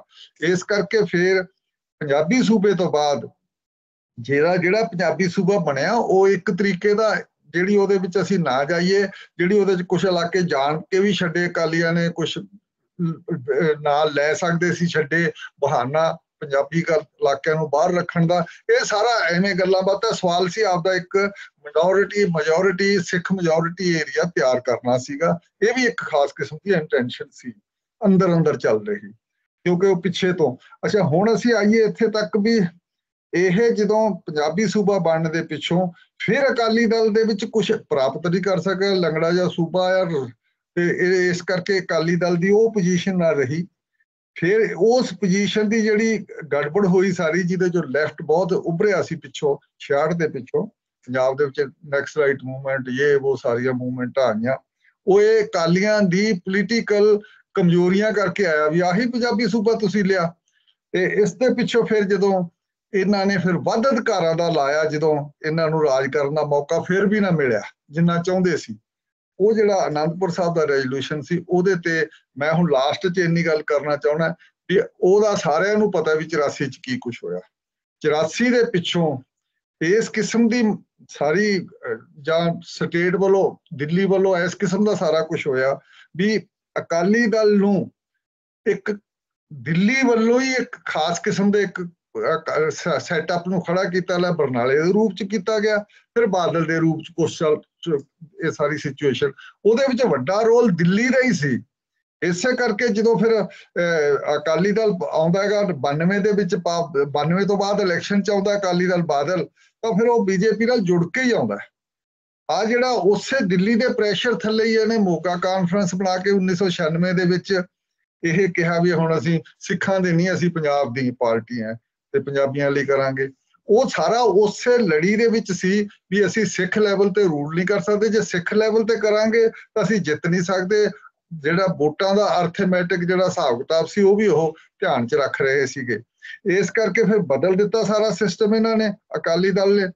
ਉਸ ਦੇ ਪਿੱਛੋਂ ਫਿਰ ਬੀਜੇਪੀ ਨਾਲ ਰਲਣਾ, ਇੱਕ ਤਰੀਕੇ ਨਾਲ ਬੀਜੇਪੀ ਦਾ ਰਲਣਾ ਮਤਲਬ ਜਿਹੜਾ ਦਿੱਲੀ ਦਾ ਸਾਰਾ ਸੀਗਾ ਨੈਸ਼ਨਲਿਸਟਿਕ ਜਿਹੜਾ ਪਲੇਟਫਾਰਮ ਸੀ, ਉਹਦੇ ਉੱਤੇ ਅਕਾਲੀ ਦਾ ਰੀਜਨਲ ਪਾਰਟੀ ਛੱਡ ਕੇ, ਵੱਧ ਅਧਿਕਾਰਾਂ ਦੀਆਂ ਗੱਲਾਂ ਛੱਡ ਕੇ ਆਪਦੀ, ਉਹ ਫਿਰ ਜਾ ਕੇ ਉਸੇ ਨਾਲ ਨੈਸ਼ਨਲਿਸਟ ਪਾਰਟੀ ਦੇ ਨਾਲ ਜੁੜ ਗਿਆ। ਉਸੇ ਦੇ ਵਿੱਚੋਂ ਹੀ ਫਿਰ ਸਾਰਾ ਇਹ ਅਕਾਲੀ ਦਲ ਮੁੜ ਕੇ ਰੀਜਨਲ ਪਾਰਟੀ ਵੀ ਨਾ ਰਿਹਾ। ਅਕਾਲੀ ਦਲ ਜਿੰਨਾ ਚਿਰ ਤਿੰਨੇ ਰਾਜ ਕੀਤਾ, ਉਹਦੇ 'ਚ ਕਾਂਗਰਸ ਤੇ ਅਕਾਲੀ ਦਲ ਦੋਨਾਂ ਵਿੱਚ ਕਿਸੇ ਪਾਲਿਸੀ 'ਚ ਕੋਈ ਫਰਕ ਨਹੀਂ ਸੀ, ਸੈਂਟਰਿਸਟ ਪਾਰਟੀਆਂ ਬਣ ਕੇ ਕੀਤਾ। ਸਿੰਘ ਸਾਹਿਬ, ਅਸੀਂ ਦੇਖਦੇ ਹਾਂ ਕਿ ਜਦੋਂ ਪੰਜਾਬੀ ਸੂਬਾ ਬਣਨ ਤੋਂ ਬਾਅਦ ਲਗਾਤਾਰ ਜਿਹੜਾ ਅਨੰਦਪੁਰ ਸਾਹਿਬ ਦਾ ਮਤਾ ਵੀ ਆਉਣ ਤੋਂ ਬਾਅਦ ਅਕਾਲੀ ਦਲ ਇਸ ਗੱਲ ਦੇ ਉੱਤੇ ਬੜਾ ਜ਼ੋਰ ਦਿੰਦਾ ਰਿਹਾ ਕਿ ਕੇਂਦਰ ਸਾਡੇ ਨਾਲ ਧੱਕਾ ਕਰਦਾ, ਪਰ ਅਖੀਰ ਜਿਹੜੀ ਗੱਲ ਤੁਸੀਂ 1996 'ਚ ਆਣ ਕੇ 97 'ਚ ਹੁੰਦੀ ਹੈ ਤਾਂ ਉਹਦੇ 'ਚ ਅਕਾਲੀ ਦਲ ਆਪ ਹੀ ਕੇਂਦਰ ਨਾਲ ਰਲ ਜਾਂਦਾ ਜਾ ਕੇ। ਉਸ ਤੋਂ ਬਾਅਦ ਧੱਕੇ ਦੀ ਗੱਲ ਕਿਤੇ ਆਈ ਨਹੀਂ ਹੈ ਅਕਾਲੀ ਦਲ ਵੱਲੋਂ, ਜਿਹੜੀਆਂ ਮੰਗਾਂ ਪਹਿਲਾਂ ਉੱਠਦੀਆਂ ਰਹੀਆਂ ਉਹ ਦੁਬਾਰਾ ਨਹੀਂ ਉੱਠੀਆਂ। ਜੇ ਤੁਸੀਂ ਕਹੋ ਅਨਕੰਡੀਸ਼ਨਲ ਜਿਹੜੇ ਸਮਝੌਤਾ ਹੋਇਆ ਬੀਜੇਪੀ ਨਾਲ, ਉਹ ਸਰੈਂਡਰ ਹੈ ਜੇ ਸਪਸ਼ਟ ਲੈਵਲ ਤੇ ਤੁਸੀਂ ਕਰਨਾ ਚਾਹੋ। ਦੂਜੀ ਗੱਲ ਇਹ ਮੈਂ ਹਜੇ ਵੀ ਮੇਰੀ ਇੰਟਰਪ੍ਰੀਟੇਸ਼ਨ ਦੂਜੇ ਸਾਰਿਆਂ ਨਾਲੋਂ ਲੋਕਾਂ ਨਾਲੋਂ ਥੋੜੀ ਜਿਹੀ ਵੱਖਰੀ ਹੈ, ਬਹੁਤਿਆਂ ਨੂੰ ਸਹਿਮਤ ਨਹੀਂ ਹੋਣਗੇ। ਮੈਂ ਕਹਿੰਦਾ ਵੀ ਪੰਜਾਬੀ ਸੂਬਾ ਨਹੀਂ ਦਿੱਤਾ, ਦਿੱਲੀ ਨੇ ਪੰਜਾਬ ਦੇ ਵਿੱਚ ਅੰਦਰ ਜਿੰਨਾ ਕਿ ਵੱਢ ਸਕਦਾ ਸੀ ਹਰਿਆਣੇ ਦੇ ਰੂਪ ਚ ਲੈ ਲਿਆ। ਇਸੇ ਕਰਕੇ ਉਸੇ 1966 ਤੋਂ ਬਾਅਦ ਹਰਿਆਣੇ ਦੇ ਵਿੱਚ ਜਿਹੜੀ ਪਾਰਟੀ ਰਾਜ ਸੈਂਟਰ ਚ ਕਰਦੀ ਹੈ ਉਹੀ ਹਰਿਆਣੇ ਚ ਕਰਦੀ ਹੈ। ਇੱਕ ਦਿਨ ਵੀ ਕੋਈ ਵੱਖਰੀਆਂ ਪਾਰਟੀਆਂ ਰਾਜ ਨਹੀਂ ਕਰ ਸਕੀਆਂ। ਇਹ ਇੱਕ ਐਕਸਟੈਂਸ਼ਨ ਹੈ ਦਿੱਲੀ ਦੀ। ਦਿੱਲੀ ਹਰਿਆਣਾ ਕੋਈ ਵੱਖਰੇ ਆਪਦੇ ਆਪ ਚ ਨਹੀਂ, ਪੰਜਾਬ ਦੇ ਅੰਦਰ ਇਨਰੋਡਸ ਹੈ ਹਰਿਆਣਾ ਇਨਰੋਡਸ ਵੀ ਦਿੱਲੀ ਦੇ ਰੂਲਿੰਗ ਲੀਡ ਦੀ ਐਕਸਟੈਂਸ਼ਨ ਪੰਜਾਬ ਦੇ ਅੰਦਰ ਹੈ। ਇਸ ਕਰਕੇ ਡਿਸਕ੍ਰਿਮੀਨੇਸ਼ਨ ਦਾ ਜਿਹੜਾ ਰੌਲਾ ਸੀ ਉਹ ਜ਼ਿਆਦਾ ਤਾਂ ਪਿਆ ਵੀ ਉਹ ਪਤਾ ਲੱਗ ਰਿਹਾ ਸੀ ਪਾਣੀਆਂ ਦੇ ਅਵਾਰਡ ਵੀ ਇੰਦਰਾ ਗਾਂਧੀ ਨੇ ਦਿੱਤੇ, ਅੰਦਰ ਵੀ ਜਿੰਨੇ ਇਲਾਕੇ ਲੋੜ ਸੀਗੇ, ਚੰਡੀਗੜ੍ਹ ਵੀ ਬਾਹਰ ਰੱਖ ਲਿਆ। ਉਹ ਏਰੀਆ ਸਾਰਾ ਕਰਕੇ ਹਿਮਾਚਲ ਨਾਲ ਮਿਲਾਉਣ ਲਈ ਉਹ ਤਾਹਾਂ ਏਰੀਆ ਵੀ ਆਇਆ ਜੋੜ ਕੇ ਤਾਹਾਂ ਤੱਕ ਮਿਲਾਇਆ ਚੰਡੀਗੜ੍ਹ ਦੇ ਉੱਤੇ, ਉੱਤੋਂ ਦੀ ਜਾ ਕੇ ਸਾਰਾ ਹਿਮਾਚਲ ਨਾਲ ਰੋਡ ਦੀ ਲੋੜ ਪਵੇ ਤਾਂ ਉੱਧਰ ਹੀ ਬਣ ਜੇ। ਇਹ ਸਾਰਾ ਕੁਝ ਗਿਣ ਮਿਥ ਕੇ ਹੋਇਆ, ਡੈਮ ਬਾਹਰ ਰੱਖਣੇ ਸਾਰਾ ਕੁਝ। ਇਹ ਕੋਈ ਕਹਿਣ ਦੀ ਗੱਲ ਨਹੀਂ ਸੀ। ਇਹਦਾ ਮਤਲਬ ਹੈ ਵੀ ਉਹਨਾਂ ਨੇ ਦਿੱਲੀ ਹਰਿਆਣੇ ਨੂੰ ਆਪਦੀ ਐਕਸਟੈਂਸ਼ਨ ਬਣਾਇਆ। ਜਨਕ ਤੁਸੀਂ ਇਹਨੂੰ ਕਿਸ ਤਰ੍ਹਾਂ ਦੇਖਦੇ, ਜਿੱਦਾਂ ਸਿੱਧੂ ਸਾਹਿਬ ਕਹਿੰਦੇ ਆ ਕਿ ਹਰਿਆਣਾ ਜਿਹੜਾ ਦਿੱਲੀ ਦੀ ਐਕਸਟੈਂਸ਼ਨ ਅਸਲ ਚ? ਹਾਂ ਇਹਦੇ ਤੇ ਚਾਣਾ ਜੀ ਦੱਸਣਗੇ ਹੁਣ। ਦੇਖੋ ਇੰਨਾ ਸਿੱਧੀ ਸਟੇਟਮੈਂਟ ਸ਼ਾਇਦ ਮੈਂ ਨਾ ਬਣਾ ਸਕਾਂ, ਕਿਉਂਕਿ ਜਦੋਂ ਅਸੀਂ ਆਪਣਾ ਦੇਖਦੇ ਹਾਂ ਕਨਸਟੀਟਿਊਸ਼ਨ ਨੂੰ ਵੀ ਦੇਖਦੇ ਹਾਂ ਜਦੋਂ, ਤੇ ਇਹ ਅਸੀਂ ਨਹੀਂ ਛੱਡ ਸਕਦੇ ਕਿ ਇੱਕ ਸਟੇਜ ਦੇ ਉੱਤੇ ਫਾਰਮੂਲਾ ਬਣਾਉਣ ਦਾ ਯਤਨ ਕੀਤਾ ਗਿਆ ਸੀਗਾ ਕਿ ਬੋਲੀ ਦੇ ਆਧਾਰ ਦੇ ਉੱਤੇ ਸੂਬੇ ਜਿਹੜੇ ਸਟੇਟਾਂ ਦਾ ਪੁਨਰਗਠਨ ਹੋਵੇ। ਸੰਵਿਧਾਨਕ ਤੌਰ ਤੇ ਬਿਲਕੁਲ ਠੀਕ ਕਹਿ ਰਹੇ ਤੁਸੀਂ, ਇਹੀ ਸੀ, ਬਿਲਕੁਲ ਠੀਕ ਹੈ, ਪੁਨਰਗਠਨ ਹੋਵੇ ਬੋਲੀ ਦੇ ਆਧਾਰ ਦੇ ਉੱਤੇ। ਲੇਕਿਨ ਜਿਹੜੀ ਗੱਲ ਇਹ ਪ੍ਰੈਕਟਿਸ ਦੇ ਵਿੱਚ ਲੈ ਕੇ ਆਂਦੀ ਗਈ ਤਾਂ ਉਹ ਪੰਜਾਬ ਫਿਰ ਇਸ ਤਰ੍ਹਾਂ ਦਾ ਨਹੀਂ ਹੋਣਾ ਸੀਗਾ ਜੇ ਉਸ ਫਾਰਮੂਲੇ ਨੂੰ ਲਾਗੂ ਕੀਤਾ ਜਾਂਦਾ। ਪੰਜਾਬੀ ਸਪੀਕਿੰਗ ਇਲਾਕੇ ਬਾਹਰ ਕਿਉਂ ਚਲੇ ਗਏ, ਇਹ ਇੱਕ ਬੜਾ ਵੱਡਾ ਸਵਾਲ ਆ। ਜੇ ਇਸ ਗੱਲ ਤੇ ਸਹਿਮਤੀ ਸੀ ਕਿ ਜ਼ੁਬਾਨ ਦੇ ਆਧਾਰ ਦੇ ਉੱਤੇ ਸੂਬੇ ਜਿਹੜੇ ਨਾ ਉਹ ਪੁਨਰਗਠਨ ਕੀਤੇ ਜਾਣੇ ਚਾਹੀਦੇ ਆ, ਤਾਂ ਫਿਰ ਪੰਜਾਬੀ ਸਪੀਕਿੰਗ ਏਰੀਏ ਤੁਸੀਂ ਤੁਰਦੇ ਜਾਓ, ਤੁਹਾਨੂੰ ਨਾ ਕੋਈ ਦੱਸੇ ਕਿ ਹਿਮਾਚਲ ਪ੍ਰਦੇਸ਼ ਆ ਗਏ ਆ, ਤੇ ਤੁਸੀਂ ਅੰਦਰ ਨਾ ਨਹੀਂ ਜਾਣੀ ਇੰਨੇ ਹੋ ਸਕਦਾ 50 ਕਿਲੋਮੀਟਰ ਦੇ ਅੰਦਰ ਧਸ ਜਾਓ ਤਾਂ ਤੁਸੀਂ ਪੰਜਾਬੀ ਬੋਲਦੇ ਜਾਂਦੇ ਹੋ, ਪੰਜਾਬੀ ਸੁਣਦੇ ਜਾਂਦੇ ਹੋ, ਫਿਰ ਬਾਹਰ ਕਿੱਦਾਂ ਚਲੇ ਗਏ। ਇਸੇ ਤਰ੍ਹਾਂ ਹਰਿਆਣੇ ਦਾ ਨਾਲ ਲੱਗਦੇ ਇਲਾਕੇ ਆ ਜਿਹੜੇ, ਅਸੀਂ ਕੰਡੂ ਖੇੜੇ ਦਾ ਇੱਕ ਦੇਖਿਆ ਉਦੋਂ, ਉਹ ਇੱਕ ਇਤਿਹਾਸਕ ਡਰਾਮਾ ਜਿਹੜਾ ਉੱਥੇ ਵਾਪਰਿਆ ਉਸ ਟਾਈਮ ਦੇ ਉੱਤੇ, ਹਨਾ, ਕਾਰੋਂ ਵੰਡ ਹੋਣਾ ਕੀ ਹੋਣਾ ਹੈ ਨਾ ਇਹਦਾ, ਉਹ ਫਿਰ ਬੋਲੀ ਦੇ ਆਧਾਰ ਦੇ ਉੱਤੇ ਸੂਬੇ ਬਣਨ ਦਾ ਜਿਹੜਾ ਫਾਰਮੂਲਾ ਮਿਥਿਆ ਗਿਆ ਸੀ ਉਹਦਾ ਇੱਕ ਪਾਸੇ ਹੀ ਰਹਿ ਗਿਆ। ਬਣਿਆ ਫਿਰ ਕੀ, ਔਰ ਉਹਦੇ ਪਿੱਛੇ ਜਿਹੜਾ ਕੌਨਸੈਪਟ ਆ ਨਾ, ਇੱਕ ਜਦੋਂ ਅਸੀਂ ਪੰਜਾਬੀ ਸੂਬਾ ਕਹਿੰਦੇ ਕਿ ਪੰਜਾਬੀ ਸੂਬਾ ਚਾਹੀਦਾ ਆ, ਪੰਜਾਬੀ ਬੋਲੀ ਦੇ ਆਧਾਰ ਤੇ ਸੂਬਾ ਚਾਹੀਦਾ ਆ, ਉਹਦਾ ਕੌਨਸੈਪਟ ਅਸੀਂ ਇਸ ਤਰ੍ਹਾਂ ਸਮਝ ਕੇ ਚੱਲਦੇ ਹਾਂ ਕਿ ਜਿਹਦੇ 'ਚ ਸਿੱਖਾਂ ਦੀ ਮੈਜੋਰਿਟੀ ਹੋਵੇ, ਹਨਾ, ਔਰ ਸ਼ਾਇਦ ਇਹ ਉਸ ਨੂੰ ਸਵੀਕਾਰ ਕਰ ਲੈਣਾ, ਉਹਦੇ ਪਿੱਛੇ ਕਿਹੜਾ ਕੰਮ ਸੀਗਾ, ਮਤਲਬ ਕਿਹੜਾ ਹਿੱਤ ਚੱਲਦਾ ਸੀਗਾ ਕਿ ਜੀ ਉਸ ਨੂੰ ਸਵੀਕਾਰ ਕਰ ਲਿਆ ਗਿਆ ਕਿ ਪੰਜਾਬੀ ਸੂਬੇ। ਹੁਣ ਇਹਨਾਂ ਨੇ ਜ਼ਿਕਰ ਕੀਤਾ ਸਿੱਧੂ ਸਾਹਿਬ ਨੇ ਕਿ ਚੰਡੀਗੜ੍ਹ ਵੀ ਬਾਹਰ ਰੱਖ ਲਿਆ ਗਿਆ। ਉਹ ਉਦੋਂ ਕਿਹੜਾ ਫਾਰਮੂਲਾ ਲਗਾਇਆ ਗਿਆ ਕਿ ਵੀ ਇਹ ਚੰਡੀਗੜ੍ਹ ਬਾਹਰ, ਜੇ ਮਤਲਬ ਇਹ ਸੀ ਕਿ ਰਾਜਧਾਨੀ ਦੋ ਸੂਬਿਆਂ ਦੇ ਇੱਕ ਚਾਹੀਦੀ ਆ ਤੇ ਉਹਨੂੰ ਹਾਲ ਦੀ ਘੜੀ ਏਦਾਂ ਰੱਖ ਲੈਂਦੇ ਆ, ਪਰ ਫਿਰ ਦੁਬਾਰਾ ਰਾਜਧਾਨੀ ਤਾਂ ਫਿਰ 10 ਸਾਲਾਂ 'ਚ ਵੀ ਹੋਰ ਦੁਬਾਰਾ ਬਣ ਸਕਦੀ ਸੀਗੀ, ਹਰਿਆਣੇ ਦੀ ਨਾਲ ਹੀ ਬਣ ਸਕਦੀ ਸੀ। ਹੁਣ ਚੰਡੀਗੜ੍ਹ ਨੂੰ ਦੋਹਾਂ ਤੋਂ ਹੀ ਅਲੱਗ ਜਿਹੜਾ ਨਾ ਉਹ ਕਰ ਲਿਆ ਗਿਆ। ਔਰ ਇਹ ਜਿਹੜਾ ਸੈਂਟਰ ਦੀ ਪਾਲਿਸੀ ਆ ਜਿਹੜੀ, ਇਸ ਨੂੰ ਵੀ ਸਮਝਣ ਦੀ ਜ਼ਰੂਰਤ ਹੈਗੀ ਆ। ਜਿਹੜੀਆਂ ਇੱਥੋਂ ਦੀਆਂ ਪੋਲੀਟੀਕਲ ਫੋਰਸਿਸ ਹੈਗੀਆਂ ਪੰਜਾਬ ਦੀਆਂ, ਵਿਸ਼ੇਸ਼ ਤੌਰ ਤੇ ਜਿਹੜਾ ਸ਼੍ਰੋਮਣੀ ਅਕਾਲੀ ਦਲ ਦਾ ਰੋਲ ਹੈਗਾ, ਉਸ ਨੂੰ ਵੀ ਜੋੜ ਕੇ ਦੋਵਾਂ ਚੀਜ਼ਾਂ ਨੂੰ ਦੇਖਣ ਦੀ ਜ਼ਰੂਰਤ ਹੈਗੀ ਆ। ਇੱਕ ਇਹਨਾਂ ਨੇ ਇੱਕ ਸੈਂਟੈਂਸ ਇਸਤੇਮਾਲ ਕੀਤਾ ਜਿਹੜਾ ਕਿ ਬਹੁਤ ਵਿਚਾਰਨਯੋਗ ਹੈਗਾ, ਅਨਫਿਨਿਸ਼ਡ ਏਜੰਡਾ ਜਿਹੜਾ ਕਹਿੰਦੇ ਆ, ਸ਼ਾਇਦ MJ ਅਕਬਰ ਨੇ ਸ਼ਾਇਦ ਇਹ ਦਿੱਤਾ ਹੈਗਾ। ਚਲੋ ਵਾਪਸ ਥੋੜਾ ਜਿਹਾ ਹੋਰ ਪਿੱਛੇ ਚਲੀਏ। ਜਦੋਂ ਦੇਸ਼ ਦੀ ਆਜ਼ਾਦੀ ਦਾ ਫੈਸਲਾ ਹੋ ਰਿਹਾ, ਕਨਸਟੀਟਿਊਸ਼ਨ ਦਾ ਫੈਸਲਾ ਹੋ ਰਿਹਾ, ਔਰ ਜਦੋਂ ਰਾਊਂਡ ਟੇਬਲ ਕਾਨਫਰੰਸ ਦੇ ਵਿੱਚ ਜਾ ਕੇ ਸਿੱਖਾਂ ਨੂੰ ਬਕਾਇਦਾ ਇੱਕ ਸਿੱਖਾਂ ਦੇ ਤੌਰ ਤੇ, ਕਮਿਊਨਿਟੀ ਦੇ ਤੌਰ ਤੇ ਜਾ ਕੇ ਰਿਪਰੈਜ਼ੈਂਟੇਸ਼ਨ ਉੱਥੇ ਹਾਜ਼ਰ ਹੁੰਦੇ ਆ, ਉਹ ਜਿਹੜੀ ਰੈਕੋਗਨੀਸ਼ਨ ਸੀ ਉਹਨੂੰ ਸ਼ਾਇਦ ਬਾਅਦ 'ਚ ਹੋਣ ਲੱਗਦਾ ਕਿ ਉਹਦੀ ਉਹਦਾ ਜਿਹੜਾ ਮਾਣ ਸਤਿਕਾਰ ਬਰਾਬਰ ਦਾ ਮਿਲ ਰਿਹਾ ਸੀਗਾ ਦੂਸਰਿਆਂ ਦੇ, ਉਹਦੀ ਸ਼ਾਇਦ ਕੰਟੀਨਿਊਟੀ ਜਿਹੜੀ ਨਾ ਬਾਅਦ ਵਿੱਚ ਉਹਨਾਂ ਨੂੰ ਨਜ਼ਰ ਨਹੀਂ ਆ ਰਹੀ ਸੀ, ਹਨਾ, ਕਿ ਵੀ ਅਸੀਂ ਉਹ ਫਿਰ ਕਿੱਥੇ ਗਏ। ਚਾਹੇ ਉਹ ਕਾਂਗਰਸ ਪਾਰਟੀ ਬਹੁਤ ਵੱਡੀ ਹੈ, ਚਾਹੇ ਮੁਸਲਿਮ ਲੀਗ ਸਿੱਖ ਕਮਿਊਨਿਟੀ ਨਾਲੋਂ ਬਹੁਤ ਵੱਡੀ ਆ, ਲੇਕਿਨ ਸੱਦਾ ਪੱਤਰ ਤਾਂ ਉੱਡਾ ਹੀ ਆ ਰਿਹਾ ਨਾ ਉਹਨਾਂ ਨੂੰ ਵੀ ਕਿ ਵੀ ਜੇ ਆਓ, ਤੁਸੀਂ ਵੀ ਆਓ। ਤੇ ਰਾਜੇ ਮਹਾਰਾਜੇ ਜਿਹੜੇ ਛੋਟੀਆਂ ਸਟੇਟਾਂ ਸੀਗੀਆਂ ਉਹਨਾਂ ਦੇ ਪ੍ਰਤੀਨਿਧ ਵੀ ਆਓ। ਇੱਕ ਜਾਣੀ ਫੁੱਲ ਰਿਪਰੈਜ਼ੈਂਟੇਸ਼ਨ ਤੋਂ ਜਦੋਂ ਖਿਸਕ ਕੇ ਆਜ਼ਾਦੀ, ਉਦੋਂ ਸ਼ਾਇਦ ਇਹ ਫੀਲਿੰਗ ਉੱਠਣੀ ਸ਼ੁਰੂ ਹੋਈ ਕਿ ਸਾਡਾ ਉਹ ਦਰਜਾ ਸ਼ਾਇਦ ਨਹੀਂ ਰਿਹਾ, ਹੈ ਨਾ, ਔਰ ਉਸ ਦਰਜੇ ਦੀ ਭਾਲ ਦੇ ਵਿੱਚ ਵੀ ਹੋਣਗੇ। ਹੁਣ ਜਦੋਂ ਅਸੀਂ ਦੇਖਦੇ ਕਿ ਜਦੋਂ ਹਰ ਫੈਸਲਾ ਹੁੰਦਾ, ਹੁਣ ਤੁਸੀਂ ਇਹ ਦੇਖੋਗੇ ਕਿ ਆਮ ਹੀ ਇਹ ਗੱਲ ਕਹੀ ਜਾ ਰਹੀ ਹੈ ਕਿ ਜੀ ਸਾਨੂੰ ਉਹ ਬਲਦੇਵ ਸਿੰਘ ਨੇ ਸਾਡੇ ਨਾਲ ਏਦਾਂ ਕਰ ਦਿੱਤਾ, ਹੈ ਨਾ, ਜਿਹੜਾ ਸਾਡਾ ਸਿੱਖਾਂ ਦਾ ਪ੍ਰਤੀਨਿਧ ਸੀਗਾ। ਹੁਣ ਇੱਕ ਇਹ ਇਸ਼ੂ ਹੈਗਾ, ਭਾਵੇਂ ਉਹਦਾ ਇਕੱਲੇ ਦਾ ਨਾਂ ਲਿਆ ਜਾਵੇ ਤਾਂ ਜਾਂ ਉਸ ਸਮੇਂ ਦੀ ਲੀਡਰਸ਼ਿਪ ਦਾ ਨਾਂ ਲਿਆ ਜਾਵੇ, ਇੱਕ ਇੱਦਾਂ ਦਾ ਹੈ ਜ਼ਰੂਰ ਕਿ ਇਸ ਖਿੱਤੇ ਦੀ ਫੁੱਲ ਰਿਪਰੈਜ਼ੈਂਟੇਸ਼ਨ, ਧੜੱਲੇ ਦਾ ਰਿਪਰੈਜ਼ੈਂਟੇਸ਼ਨ, ਜਿਹੜੀ ਇੰਟੈਲੀਜੈਂਟ ਰਿਪਰੈਜ਼ੈਂਟੇਸ਼ਨ ਕਰਨ ਵਾਲਿਆਂ ਦੀ ਸ਼ਾਇਦ ਘਾਟ ਰਹੀ ਆ। ਔਰ ਜਿਹੜੀ ਕਿ ਰਿਪਰੈਜ਼ੈਂਟੇਸ਼ਨ ਨਹੀਂ ਹੋ ਸਕੀ, ਉਹ ਜਦੋਂ ਵੀ ਫਿਰ ਉਹਦੀ ਵੰਡ ਹੋਈ ਜਾਂ ਉਹ ਤੋਂ ਬਾਅਦ ਦੁਬਾਰਾ ਵੰਡ ਹੋਈ, ਉਦੋਂ ਵੀ ਫਾਈਨਲ ਡਿਸੀਜਨ ਨੂੰ ਐਕਸੈਪਟ ਕਰਨ ਦੇ ਵਿੱਚ ਜਿਹੜਾ ਨਾ ਉਹ ਕਿੱਥੇ ਉਹਦੀ ਘਾਟ ਰਹੀ ਆ, ਕੀ ਹੋਇਆ, ਸ਼ਾਇਦ ਉਸ ਦੀ ਤਲਾਸ਼ ਦੇ ਵਿੱਚ ਨਾ ਅਸੀਂ ਅੱਗੇ ਤੁਰੇ ਜਾ ਰਹੇ ਹਾਂ, ਹੈ ਨਾ। ਸੋ ਇਹਦੇ ਵਿੱਚੋਂ ਫਿਰ ਹੋਰ ਵਿਗਾੜ ਨਿਕਲ ਰਹੇ ਆ, ਜਿਨ੍ਹਾਂ ਦੀ ਗੱਲ ਜ਼ਿਕਰ ਕਰ ਚੁੱਕੇ ਸਿੱਧੂ ਸਾਹਿਬ। ਅੱਗੇ ਗੱਲ ਇਹ ਹੁਣ ਅੱਗੇ ਆਪਣੀ ਗੱਲ ਨੂੰ ਤੋਰਨਗੇ।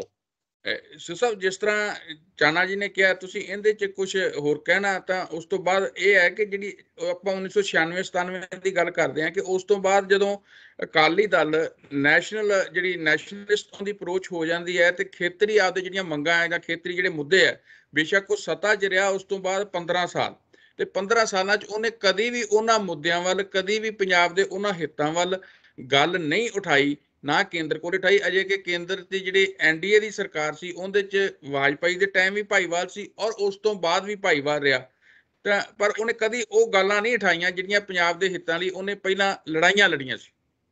ਦੇਖੋ, ਜੇ ਤਾਂ ਅਸੀਂ ਐਵੇਂ ਆਪਣੇ ਸੁਪਰਫਿਸ਼ਲ ਜਿਹੜੀਆਂ ਡੈਮੋਕ੍ਰੈਟਿਕ ਗੱਲਾਂ ਜਾਂ ਵੀ ਆਹ ਬਣਿਆ ਇਸ ਤੇ ਲੱਗੇ, ਜੇ ਅਸੀਂ ਜਦੋਂ ਹਿਸਟਰੀ ਲਿਖੀ ਜਾਊਗੀ ਜਾਂ ਜਿਹੜੇ ਅੰਦਰਲੇ ਸਾਰੇ ਕਰੰਟਸ ਨੂੰ ਸਮਝਦੇ ਆ ਸਾਰੇ ਲੋਕ, ਉਹਨਾਂ ਨੂੰ ਪਤਾ ਹੈ ਵੀ ਉਸ ਨੇ ਸੈਂਟਰ ਦੀਆਂ ਟਰਮਾਂ ਉੱਤੇ ਜਾਂ ਨੈਸ਼ਨਲ ਏਜੰਡੇ ਉੱਤੇ ਰਾਜ ਕੀਤਾ। ਬਾਦਲ ਨੇ ਅਕਾਲੀ ਪਾਰਟੀ ਕਰਕੇ ਨਹੀਂ ਰਾਜ ਕੀਤਾ, ਇਹ ਬਿਲਕੁਲ ਕਲੀਅਰ ਹੈ। ਅਕਾਲੀ ਦਲ ਦੇ ਲੈਵਲ ਤੇ ਰਾਜ ਨਹੀਂ ਕੀਤਾ, ਨੈਸ਼ਨਲ ਏਜੰਡੇ ਤੇ ਰਾਜ ਕੀਤਾ ਤੇ ਉਹਨਾਂ ਦੀ ਮਰਜ਼ੀ ਨਾਲ ਤੇ ਉਹਨਾਂ ਦੇ ਸਪੋਰਟ ਨਾਲ ਕੀਤਾ। ਇਸ ਕਰਕੇ ਕਾਂਗਰਸ ਦਾ ਕੋਈ ਸਮੱਸਿਆ ਹੀ ਨਹੀਂ। ਕਾਂਗਰਸ ਤਾਂ ਪਹਿਲਾਂ ਹੀ ਨੈਸ਼ਨਲ ਏਜੰਡੇ ਤੇ ਸੀਗੀ, ਉਹਦਾ 84 ਵੇਲੇ ਵੀ ਕਾਂਗਰਸ ਦਾ ਹੀ ਰਾਜ ਰਿਹਾ, ਉਦੋਂ ਮਗਰੋਂ ਗਵਰਨਰ ਵੀ ਉਹਦੇ ਰਹੇ ਆ ਲੰਬਾ ਸਮਾਂ। ਇਹ ਕਾਂਗਰਸ ਦੇ ਬਾਰੇ ਵੀ ਉਹੀ ਏਜੰਡਾ ਸੀ, ਥੋੜਾ ਜਿਹਾ ਵੀ ਦੇ ਸਲਾਈਡ ਡਿਫਰੈਂਸ ਸੀ ਸਾਰਾ, ਪਰ ਉਦੋਂ ਪਿੱਛੋਂ ਬੀਜੇਪੀ ਨਾਲ ਉਹ ਸਿੱਧੇ ਜੁੜਨ ਦਾ ਮਤਲਬ ਇਹ ਸੀ ਵੀ ਤੁਸੀਂ ਏਜੰਡਾ ਕਿਹੜਾ ਰੱਖਿਆ, ਏਜੰਡਾ ਉਹੀ ਨੈਸ਼ਨਲ ਏਜੰਡਾ ਇੱਥੇ ਲਾਗੂ ਕੀਤਾ। ਨੈਸ਼ਨਲ ਏਜੰਡਾ ਲਾਗੂ ਕਰੋਗੇ ਤਾਂ ਅਕਾਲੀ ਦਲ ਕਿਤੇ ਸਟੈਂਡ ਹੀ ਨਹੀਂ ਕਰਦਾ। ਨੈਸ਼ਨਲ ਏਜੰਡੇ ਦਾ ਮਤਲਬ ਤਾਂ ਉਹ ਵੱਡੀ ਇੱਕ ਮੈਜੋਰਿਟੇਰੀਅਨ ਹੈ, ਜਿਹਦੇ ਚ ਹੁਣ ਮੋਦੀ ਦੀ ਮੈਜੋਰਿਟੇਰੀਅਨ ਸਟੇਟ ਨਿਕਲ ਆਈ ਹੈ। ਹੁਣ ਇਹ ਤਾਂ ਸਾਡੇ ਸਾਰੇ ਦੁਨੀਆ ਭਰ ਦੇ ਕਾਲਮਿਸਟ ਲੋਕ ਕਹੀ ਜਾਂਦੇ, ਅਖਬਾਰ ਵੀ ਲਿਖੀ ਜਾਂਦੇ ਮੈਜੋਰਿਟੇਰੀਅਨ ਸਟੇਟ ਹੋ ਗਈ। ਹੁਣ ਤੁਸੀਂ ਸਿੱਖ ਮੈਜੋਰਿਟੇਰੀਅਨ ਦੇ ਵਿੱਚ ਜੱਜ ਹੁੰਦੇ ਆ, ਅਬਜ਼ਰਵ ਹੁੰਦੇ ਆ ਉਸ ਕਿਸਮ ਦੇ ਪੋਲੀਟੀਕਲ, ਜਾਂ ਉਹ ਆਪਦੀ ਪੋਲੀਟੀਕਲ ਸਪੇਸ ਮੰਗਦੇ ਆ। ਲੜਾਈ ਇੱਥੇ ਖੜੀ ਹੈ। ਆ ਜਿਹੜੇ ਵਾਰੀ ਜਿਹੜੇ ਵੱਡੇ ਇਕੱਠ ਸਿੱਖਾਂ ਦੇ ਇੱਥੇ ਹੁੰਦੇ ਆ, ਕਦੇ ਵਾਇਲੈਂਟ ਵੀ ਹੋ ਜਾਂਦੇ ਜਾਂ ਵਾਇਲੈਂਟ ਹੋਣ ਦੀਆਂ ਸੰਭਾਵਨਾਵਾਂ ਹਮੇਸ਼ਾ ਖੜੀਆਂ ਰਹਿੰਦੀਆਂ। ਇਹਦੇ ਵਿੱਚ ਸਾਰੀ ਸਮੱਸਿਆ ਸਾਰੀ ਹੈਗੀ ਪੋਲੀਟੀਕਲ ਸਪੇਸ ਥੋੜਾ ਕਰਨਾ। ਹਰ ਕਮਿਊਨਿਟੀ ਜਿੰਨਾ ਕੁ ਬਣਦਾ ਉਹਨੂੰ ਮਿਲਣਾ ਚਾਹੀਦਾ, ਜੇ ਨਹੀਂ ਮਿਲਦਾ ਤਾਂ ਆਹ ਫਿਰ ਪ੍ਰੋਬਲਮਾਂ ਖੜੀਆਂ ਰਹਿਣਗੀਆਂ। ਫਿਰ ਇੱਕ ਤਰੀਕੇ ਨਾਲ ਪੁਲਿਸ ਆਪਰੇਸ਼ਨ ਜੇ ਤੇ ਜਾਂ ਵਾਇਲੈਂਸ ਦੇ ਆਪਰੇਸ਼ਨ ਜੇ ਲਗਾਤਾਰ ਚੱਲਦੇ ਰਹਿੰਦੇ ਆ। ਕਿ ਇਹ ਸਾਰਾ ਕੁਝ ਚੱਲਣ ਕਰਕੇ ਹੀ ਪੰਜਾਬ ਪਹਿਲੇ ਨੰਬਰ ਤੋਂ ਹੁਣ 15ਵੇਂ 16ਵੇਂ ਨੰਬਰ ਤੇ ਸਟੇਟ ਪਹੁੰਚ ਗਈ ਤੇ ਡਿਟੀਰੀਓਰੇਸ਼ਨ ਸਾਰੀ ਇੱਥੇ ਪੰਜਾਬ ਹੁਣ ਕ੍ਰਾਈਸਿਸ 'ਚ ਖੜਾ ਹੈ। ਇਸ ਪੋਲਿਟਿਕਸ ਕਰਕੇ ਜਿਹੜੀ ਨੈਸ਼ਨਲ ਏਜੰਡੇ ਦੀ ਪੋਲਿਟਿਕਸ ਪੰਜਾਬ 'ਚ ਚੱਲੀ ਆ, ਪੰਜਾਬ ਦਾ ਹਿਸਟੋਰੀਕਲੀ ਨੈਸ਼ਨਲ ਏਜੰਡੇ ਤੇ ਚੱਲ ਨਹੀਂ ਸਕਦਾ। ਉਂਝ ਇਹ ਦਿੱਲੀ ਨਾਲ ਚੱਲ ਸਕਦਾ, ਸਾਰੇ ਦੇਸ਼ ਨਾਲ ਚੱਲ ਸਕਦਾ, ਕੋਈ ਅੱਡ ਹੋਣ ਦੀ ਜ਼ਰੂਰਤ ਵੀ ਨਹੀਂ ਹੈ। ਇਸ ਕਿਸਮ ਦੀਆਂ ਗੱਲਾਂ ਦੇ ਨਾਲ ਕੋਈ ਹੋਰ ਵੀ ਸਟੇਟਾਂ ਹੋ ਸਕਦੀਆਂ, ਪਰ ਜਦੋਂ ਤੁਸੀਂ ਬਿਲਕੁਲ ਹੀ ਦਿੱਲੀ ਵਾਂਗੂ ਚਲਾਓਗੇ, ਹਰਿਆਣਾ ਚੱਲ ਸਕਦਾ, ਉਸ ਦੇ ਲੈਵਲ ਤੇ ਹਰਿਆਣੇ ਦੇ ਆਲੇ ਦੁਆਲੇ ਦਾ ਦਿੱਲੀ ਦਾ ਇਲਾਕਾ ਚੱਲਦਾ, ਯੂਪੀ ਚੱਲ ਰਿਹਾ, ਪਰ ਪੰਜਾਬ ਦੀ ਤਸਵੀਰ ਵੱਖਰੀ ਹੈ। ਇਹਨੂੰ ਸਮਝਣ ਦੀ ਲੋੜ ਹੈ। ਇਹਦੇ ਪਿੱਛੇ ਇੱਕ ਹਿਸਟਰੀ ਖੜੀ ਹੈ। ਇਸ ਕਰਕੇ ਰੀਜਨਲ ਇੱਥੇ ਆਊਟਫਿਟ ਜਾਂ ਪੋਲੀਟੀਕਲ ਹੋਵੇਗਾ ਤਾਂ ਇੱਥੇ ਸਾਰੇ ਸੈਟਅਪ ਵਿੱਚ ਠੀਕ ਹੋ ਸਕਦਾ। ਇਹ ਕੋਈ ਨਵੀਂ ਗੱਲ ਨਹੀਂ। ਇਸੇ ਕਰਕੇ ਜਿਹੜਾ ਅਸੀਂ ਵਾਰੀ ਕਹਿੰਦੇ ਆ ਵੀ ਫੈਡਰਲਿਜ਼ਮ ਹੋਵੇ, ਅਕਾਲੀ ਦਲ ਫੈਡਰਲਿਜ਼ਮ ਦੀ ਗੱਲ ਛੱਡ ਗਿਆ, ਇਹਦਾ ਮਤਲਬ ਰੀਜਨਲ ਪਾਰਟੀ ਨਹੀਂ ਰਿਹਾ। ਇਹ ਸਾਰੇ ਸੈਟਅਪ ਨੂੰ ਤੁਸੀਂ ਯੂਨਿਟਰੀ ਬਣਾਤਾ। यूनिटरी सैटअप विच एडा वड्डा मुल्क है चलदा नहीं, खास करके जिहदे पिछे हिस्टरी खड़ी होवे। ते इस करके ये सारा कुछ सानू उस नजरिए तो अकाली दल नूं देखना चाहिए भी अकाली दल कित्थे पहुंचिया। ये हुण अकाली दल है नहीं, ये अकाली दल दा तां ये तुसीं देखो जदों भी कोई गल हुंदी है किसी भी लैवल उत्ते इसने माइनॉरिटी दी कदे स्टैंड नहीं लिया, किसी भी लैवल उत्ते इस अकाली दल ने आप माइनॉरिटी हुंदे होए। कश्मीर दे मामले ते धारा 370 जदों खत्म कीती गई उदों भी अकाली दल उहदे नाल खड़े नाल खड़े आ। इस करके यह दिल्ली दे जो बिल आए उहदे ते भी तुसीं पहले ही कह चुके हो भी उदों बिल आए ते बिल्लां दी सपोर्ट भी कीती, वो तां मजबूरी च है भी सारा मुड़ के वापस होना पिया, वो भी टैंपरेरी है सारा, साडे मुताबिक टैंपरेरी है सारा कुछ। अकाली दल उत्थे ही खड़ा है। ਚਾਹਨਾ जिस तरह सिद्धू साहब ने गल की है कि पंजाब ਦੀਆਂ ਜਿਹੜੀਆਂ ਵਿਸ਼ੇਸ਼ਤਾਵਾਂ, ਪੰਜਾਬ ਦਾ ਜਿਹੜਾ ਇੱਕ ਖਾਸ ਵੱਖਰਾ ਸੁਭਾਅ ਹੈ, ਚਰਿੱਤਰ ਹੈ, ਉਸ ਨੂੰ ਕੇਂਦਰ ਸਮਝ ਹੀ ਨਹੀਂ ਸਕਿਆ। ਜਿਸ ਤਰ੍ਹਾਂ ਸਿੱਧੂ ਸਾਹਿਬ ਕਹਿ ਰਹੇ ਕਿ ਉਹ ਇਹਨੂੰ ਬਿਲਕੁਲ ਹੋਰ ਦ੍ਰਿਸ਼ਟੀਕੋਣ ਤੋਂ ਦੇਖਦੇ ਰਹੇ। नहीं ठीक है कि केंद्र नहीं समझ सकिया, लेकिन इत्थों दी आ भी ਜਿਹੜੀ ਸਮਝ ਸਕਿਆ ਤੇ ਉਹਨੇ ਉਸ ਨੂੰ ਵੱਖਰੇ ਢੰਗ ਨਾਲ ਅੱਗੇ ਪੇਸ਼ ਕਰਨ ਦਾ ਯਤਨ ਕੀਤਾ ਤੇ ਵੱਖਰੇ ਢੰਗ ਨਾਲ ਵੱਖਰੇ ਰਾਹ ਤੇ ਚਲਾਉਣ ਦਾ ਯਤਨ ਕੀਤਾ। ਇਹ ਦੋਵਾਂ ਪਾਸਿਆਂ ਤੋਂ ਜਨਰਲ ਸਾਹਿਬ ਇਹ ਗੱਲ ਤੁਹਾਡੀ ਬਿਲਕੁਲ ਠੀਕ ਹੈ ਕਿ ਸੈਂਟਰ ਨੇ ਇੱਥੋਂ ਦੇ ਜਿਹੜੇ ਆ ਨਾ ਸਾਡੇ ਇਸ ਰੀਜਨ ਦੇ ਸੱਭਿਆਚਾਰ ਨੂੰ ਇੱਥੋਂ ਦੇ ਉਹਨੂੰ ਠੀਕ ਤਰ੍ਹਾਂ ਨਹੀਂ ਸਮਝਿਆ। ਪਰ ਇੱਥੋਂ ਦੀਆਂ ਜਿਹੜੀਆਂ ਪੋਲੀਟੀਕਲ ਫੋਰਸਸ ਹੈਗੀਆਂ ਉਹਨਾਂ ਨੇ ਵੀ ਤਾਂ ਇੱਥੋਂ ਦੇ ਪੰਜਾਬੀ ਸੱਭਿਆਚਾਰ ਦੇ ਅਨੁਕੂਲ ਆਪਣੇ ਜਿਹੜਾ ਨਾ ਉਹ ਕੁਝ ਕਰ ਨਹੀਂ ਸਕੇ। ਔਰ ਉਹ ਕਿਸ ਤਰ੍ਹਾਂ ਦਾ ਲੈਣਾ ਚਾਹੀਦਾ ਸੀਗਾ, ਹਨਾ। ਔਰ ਤੁਸੀਂ ਆਪਾਂ ਜਦੋਂ ਦੇਖਦੇ ਹਾਂ ਕਿ ਆਵਾਜ਼ ਟੁੱਟ ਰਹੀ ਚਾਨਾ ਜੀ। ਅੱਛਾ, ਆਪਣੀ ਇੱਛਾ ਦੇ ਅਨੁਸਾਰ ਪ੍ਰਾਪਤੀਆਂ ਵੀ ਕਰ ਲਈਆਂ, ਲੇਕਿਨ ਜਦੋਂ ਸਟੇਟ ਨੂੰ ਸੰਭਾਲਣ ਦਾ ਜਾਂ ਰਾਜ ਕਰਨ ਦਾ ਮੌਕਾ ਆਉਂਦਾ ਆ ਉਹ ਆਪਣੇ ਤੌਰ ਤੇ ਇਕੱਲੇ ਤੌਰ ਤੇ ਤਾਂ ਕੁਝ ਉਹ ਕਦੇ ਕਰ ਹੀ ਨਹੀਂ ਸਕੇ, ਹਨਾ। ਜਦੋਂ ਵੀ ਜੇ ਕਾਂਗਰਸ ਦੇ ਖਿਲਾਫ ਕੋਈ ਲੜਾਈਆਂ ਲੜੀਆਂ ਤਾਂ ਵੀ ਦੂਸਰਿਆਂ ਦੇ ਨਾਲ ਮਿਲ ਕੇ ਲੜਨੀਆਂ ਪਈਆਂ। ਜਦੋਂ ਰਾਜ 'ਚ ਆਏ ਜਾਂ ਸਰਕਾਰਾਂ ਦੇ ਵਿੱਚ ਸ਼ਾਮਲ ਹੋਏ ਉਦੋਂ ਵੀ ਉਹਨਾਂ ਦੇ ਨਾਲ ਕਿਸੇ ਦੇ ਨਾਲ ਮਿਲ ਕੇ ਹੀ ਕਰਨਾ ਪਿਆ। ਹੁਣ ਵੀ ਆ ਉਹਨਾਂ ਨੂੰ ਇਹ ਗੱਲ ਬੜੀ ਸਪਸ਼ਟ ਹੋ ਗਈ ਆ ਅਕਾਲੀ ਦਲ ਨੂੰ ਕਿ ਵੀ ਉਹ ਆਪਣੇ ਇਕੱਲੇ ਤੌਰ ਦੇ ਉੱਤੇ ਪੰਜਾਬ ਦੇ ਧਰਤੀ ਦੇ ਉੱਤੇ ਪੰਜਾਬ ਦੇ ਪ੍ਰਦੇਸ਼ ਦੇ ਵਿੱਚ ਉਹ ਰਾਜ ਵਿੱਚ ਨਹੀਂ ਆ ਸਕਦੇ। ਇਸ ਕਰਕੇ ਉਹਨਾਂ ਨੂੰ ਕਦੇ ਕਿਸੇ ਦੇ ਨਾਲ ਕਦੇ ਕਿਸੇ ਪੋਲੀਟੀਕਲ ਫੋਰਸ ਦੇ ਨਾਲ ਸਮਝੌਤਾ ਕਰਨਾ ਪੈਂਦਾ ਹੈ, ਹਨਾ। ਔਰ ਜਦੋਂ ਅਸੀਂ ਉਹਦੇ ਪ੍ਰੈਕਟੀਕਲ ਉਹਦੇ ਮੋਰਚਿਆਂ ਦਾ ਵੀ ਦੇਖਦੇ ਇੱਕ ਖਾਸ ਸਿਚੁਏਸ਼ਨ ਦੇ ਵਿੱਚ ਅਸੀਂ ਦੇਖਦੇ ਹਾਂ ਜਦੋਂ ਇਹ ਕਪੂਰੀ ਦਾ ਮੋਰਚਾ ਵੀ ਲੱਗਾ ਸੀਗਾ, ਜੇ ਆਪਾਂ ਥੋੜ੍ਹਾ ਜਿਹਾ ਯਾਦ ਕਰੀਏ ਇਹਨੂੰ ਪਿੱਛੇ ਨੂੰ ਚਲੀਏ, ਉਹ ਵੀ ਜਦੋਂ ਉਹ ਇੱਕ ਖਾਸ ਪੋਲੀਟੀਕਲ ਸਿਚੁਏਸ਼ਨ ਦੇ ਵਿੱਚ ਜਦੋਂ ਲੰਘ ਰਿਹਾ ਸੀ ਪੰਜਾਬ ਤਾਂ ਉਦੋਂ ਉਹਨਾਂ ਨੇ ਕਮਿਊਨਿਸਟ ਪਾਰਟੀ CPM ਦੇ ਨਾਲ ਮਿਲ ਕੇ ਉਹ ਸ਼ੁਰੂ ਕੀਤਾ ਸੀਗਾ ਮੋਰਚਾ, ਨਾ ਇਕੱਠਿਆਂ ਨੇ ਸ਼ੁਰੂ ਕੀਤਾ ਸੀਗਾ। ਔਰ ਉਹ ਤੋਂ ਬਾਅਦ ਫਿਰ ਵੱਖਰੀ ਗੱਲ ਹੈ ਕਿ ਉਹਦੀ ਬਾਅਦ ਵਿੱਚ ਜਿਹੜੀ ਨਾ ਉਹ ਰਿਜ਼ਲਟ ਕੀ ਨਿਕਲਿਆ, ਡਾਇਰੈਕਸ਼ਨ ਕੀ ਹੋਈ। ਜਾਣੀ ਆਪਣੇ ਜਿੱਦਾਂ ਹੁਣ ਇਹ ਕਹਿੰਦੇ ਕਿ ਉਹ ਅਕਾਲੀ ਦਲ ਜਿਹੜੇ ਇੱਕ ਮਨੋਰਥ ਨੂੰ ਲੈ ਕੇ ਹੋਂਦ ਵਿੱਚ ਆਇਆ ਸੀ, ਉਹ ਜਿਉਂ-ਜਿਉਂ ਦੇਸ਼ ਦੀ ਡਿਵੈਲਪਮੈਂਟ ਅੱਗੇ ਵੱਧਦੀ ਗਈ ਜਾਂ ਚੇਂਜਸ ਆਉਂਦੀਆਂ ਗਈਆਂ, ਪਰਿਵਰਤਨ ਆਉਂਦੇ ਗਏ, ਉਸ ਦੇ ਅਨੁਕੂਲ ਉਹ ਆਪਣਾ ਜਿਹੜਾ ਨਾ ਆਪਣੇ ਜਿਹੜੇ ਦੌਪੇਜ ਘਟਦਾ ਰਿਹਾ, ਉਹ ਉਸ ਉੱਤੇ ਆਧਾਰਿਤ ਨਹੀਂ ਨਜ਼ਰ ਆਉਂਦੇ ਜਿਸ ਮਨੋਰਥ ਵਾਸਤੇ ਇਹ ਬਣਿਆ ਸੀ, ਹਨਾ। ਇਸ ਕਰਕੇ ਜਦੋਂ ਇਹ ਹੁਣ ਸਿੱਧੂ ਸਾਹਿਬ ਦੀ ਬਿਲਕੁਲ ਗੱਲ ਠੀਕ ਹੈ ਕਿ ਉਹ ਅਕਾਲੀ ਦਲ ਰਿਹਾ ਹੀ ਨਹੀਂ। ਜਿਸ ਤਰ੍ਹਾਂ ਇਹ ਆ ਕਿ ਸਿੱਖਾਂ ਦੀ ਪਾਰਟੀ, ਸਿੱਧੂ ਸਾਹਿਬ ਤਾਂ ਕਹਿੰਦੇ ਨੇ ਅਕਾਲੀ ਦਲ ਹੈ ਹੀ ਨਹੀਂ ਉਹ ਅਸਲ 'ਚ। ਹਾਂ, ਉਹ ਇਹ ਕਹਿ ਰਿਹਾ ਜਿਹੜਾ ਨਾ ਉਹ ਬਹੁਤ ਇੱਕ ਸੀਰੀਅਸ ਗੱਲ ਇਹਨਾਂ ਨੇ ਬੜੀ ਸਿੱਕੇਬੰਦ ਗੱਲ ਕਹੀ ਆ, ਜਿਹੜਾ ਇਹਨਾਂ ਨੇ ਸ਼ਬਦ ਵਰਤੇ ਆ ਨਾ ਵੀ ਉਹ ਨਹੀਂ ਰਹੀ ਹੈਗੀ। ਤੇ ਉਹ ਹੌਲੀ ਹੌਲੀ ਉਸ ਤੋਂ ਪਿੱਛੇ ਨੂੰ ਸਟੈਪ ਬਾਈ ਸਟੈਪ ਜਿਹੜਾ ਨਾ ਜਾਂਦੇ ਰਹੇ ਆਪਣੇ ਮੁੱਢਲੇ ਮਨੋਰਥ ਤੋਂ ਹਟਦੇ। ਜੇ ਇਹਨੂੰ ਅਸੀਂ ਕਨਕਲੂਡ ਕਰੀਏ ਕਿ ਹਾਂ ਜੀ ਹੁਣ ਅਸੀਂ ਸਿੱਖਾਂ ਦੀ ਨਹੀਂ, ਹੁਣ ਅਸੀਂ ਪੰਜਾਬੀਆਂ ਦੀ, ਓਵਰਆਲ ਪੰਜਾਬੀਆਂ ਦੀ ਪਾਰਟੀ ਹੈ ਨਾ, ਜਾਣੀ ਪੰਜਾਬੀ ਪਾਰਟੀ, ਅਕਾਲੀ ਦਲ ਸਿੱਖਾਂ ਦੀ ਨਹੀਂ, ਪੰਜਾਬੀ ਪਾਰਟੀ ਤੋਂ ਬਾਅਦ ਹੁਣ ਇੱਕ ਰਾਹ ਖੁੱਲ ਗਿਆ ਕਿ ਹੁਣ ਉਹ ਜਿਹੜਾ ਏਜੰਡਾ ਜਿਹਨੂੰ ਇਹ ਨੈਸ਼ਨਲ ਏਜੰਡਾ ਕਹਿੰਦੇ ਆ, ਇਹ ਦੇਸ਼ ਇੱਦਾਂ ਦਾ ਹੈਗਾ ਜਿਹੜਾ ਬਹੁਤ ਸਾਰੀਆਂ ਕੌਮੀਅਤਾਂ ਔਰ ਬਹੁਤ ਸਾਰੇ ਰੰਗ ਬਿਰੰਗੇ ਜਿਹੜੇ ਨਾ ਵੰਨ ਸਵੰਨੇ ਸੱਭਿਆਚਾਰਾਂ ਦਾ ਇੱਕ ਕਾਂਗਲੋਮ ਜਿਹਨੂੰ ਕਹਿ ਦਈਏ ਕਿ ਇਹ ਬਹੁਤ ਸਾਰੇ ਅਨੇਕਾਂ ਸੱਭਿਆਚਾਰਾਂ ਦਾ ਇੱਕ ਦੇਸ਼ ਹੈਗਾ ਹੈ। ਕੋਐਗਜ਼ਿਸਟੈਂਸ ਦਾ ਦੇਸ਼ ਹੈਗਾ ਹੈ। ਸਮੂਹ ਹੈਗਾ, ਜਦ ਸਮੂਹ ਹੈ। ਖਾਸ ਤੌਰ ਤੇ ਜਦੋਂ ਅਸੀਂ ਪੰਜਾਬ ਨੂੰ ਦੇਖਦੇ ਆ ਨਾ ਸਿੱਧੂ ਸਾਹਿਬ, ਤਾਂ ਇਹਦੀ ਪੂਰੇ ਸਟਰਗਲ ਦੀ ਹਿਸਟਰੀ ਦੇਖੋ, ਇਹਦੀ ਡਿਵੈਲਪਮੈਂਟ ਦੇਖੋ, ਤਾਂ ਇਹ ਤੁਹਾਨੂੰ ਸਪਸ਼ਟ ਨਜ਼ਰ ਆਏਗਾ ਕਿ ਸ਼ਾਇਦ ਦੁਨੀਆ ਸਾਰੀ ਨੇ ਕੋਐਗਜ਼ਿਸਟੈਂਸ ਦਾ ਫਾਰਮੂਲਾ ਹੀ ਜਾਂ ਰਹਿਣ ਦਾ ਵੱਲ ਹੀ ਇੱਥੇ ਸਿੱਖਿਆ ਹੋਊਗਾ, ਹਨਾ। ਇਹ ਇੱਥੇ ਮਤਲਬ ਇੱਕ ਸਹਿ ਹੋਂਦ ਆ ਜਿਹੜੀ ਨਾ, ਉਹ ਸਹਿ ਹੋਂਦ ਦੀ ਧਰਤੀ ਹੈਗੀ ਆ, ਸਹਿ ਹੋਂਦ ਦੀ ਧਰਤੀ ਹੈਗੀ ਆ। ਔਰ ਇਹ ਸਹਿ ਹੋਂਦ ਤੋਂ ਜਦੋਂ ਅਸੀਂ ਮੁਨਕਰ ਹੁੰਨੇ ਆ, ਤਾਂ ਫਿਰ ਉਹਦੇ ਵਿੱਚ ਬਹੁਤ ਸਾਰੀਆਂ ਸਮੱਸਿਆਵਾਂ ਦਾ ਪੈਦਾ ਹੋਣਾ ਬੜਾ ਲਾਜ਼ਮੀ ਹੈਗਾ ਹੈ। ਔਰ ਉਹ ਸਹਿ ਹੋਂਦ ਕੀ ਆ, ਪੂਰੇ ਨਾਰਥ ਈਸਟ ਚ ਹੋ ਰਿਹਾ, ਕਸ਼ਮੀਰ ਚ ਹੋ ਰਿਹਾ, ਪੂਰੇ ਦੇਸ਼ ਨੂੰ ਹੀ ਵੀ ਜੇ ਅਸੀਂ ਰੱਖੀਏ ਨਾ ਆਪਣੇ ਸਾਹਮਣੇ, ਤਾਂ ਇਹ ਇੱਕ ਕੋਐਗਜ਼ਿਸਟੈਂਸ ਵਾਲਾ, ਕੌਮੀਅਤਾਂ ਦਾ, ਸੱਭਿਆਚਾਰਾਂ ਦੀ ਕੋਐਗਜ਼ਿਸਟੈਂਸ ਦੀ ਧਰਤੀ ਹੈਗੀ ਆ। ਔਰ ਜੇ ਅਸੀਂ ਉਹ ਤੋਂ ਪਰਾਂ ਹਟਾਂਗੇ ਤਾਂ ਸਮੱਸਿਆਵਾਂ ਪੈਦਾ ਹੋਣੀਆਂ ਹੀ ਹੈਗੀਆਂ। ਉਹਨਾਂ ਸਮੱਸਿਆ ਦਾ ਹੀ ਝਲਕਾਰਾ ਇੱਥੇ ਅਸੀਂ, ਝਲਕਾਰਾ ਨਹੀਂ, ਉਹਦੀ ਵੰਨਗੀ ਦੇਖ ਰਹੇ ਹਾਂ ਕਿ ਸਮੱਸਿਆਵਾਂ ਕਾਬੂ ਕਿਉਂ ਨਹੀਂ ਆ ਰਹੀਆਂ। ਅਸੀਂ ਉਹਦੇ ਬੇਸ ਤੱਕ ਨਹੀਂ ਜਾ ਰਹੇ ਕਿ ਕਿੱਥੇ ਨੁਕਸ ਹੈਗਾ। ਅੱਛਾ, ਤੁਸੀਂ ਇਹਦੇ ਬਾਰੇ ਕਹਿਣਾ ਕੁਝ?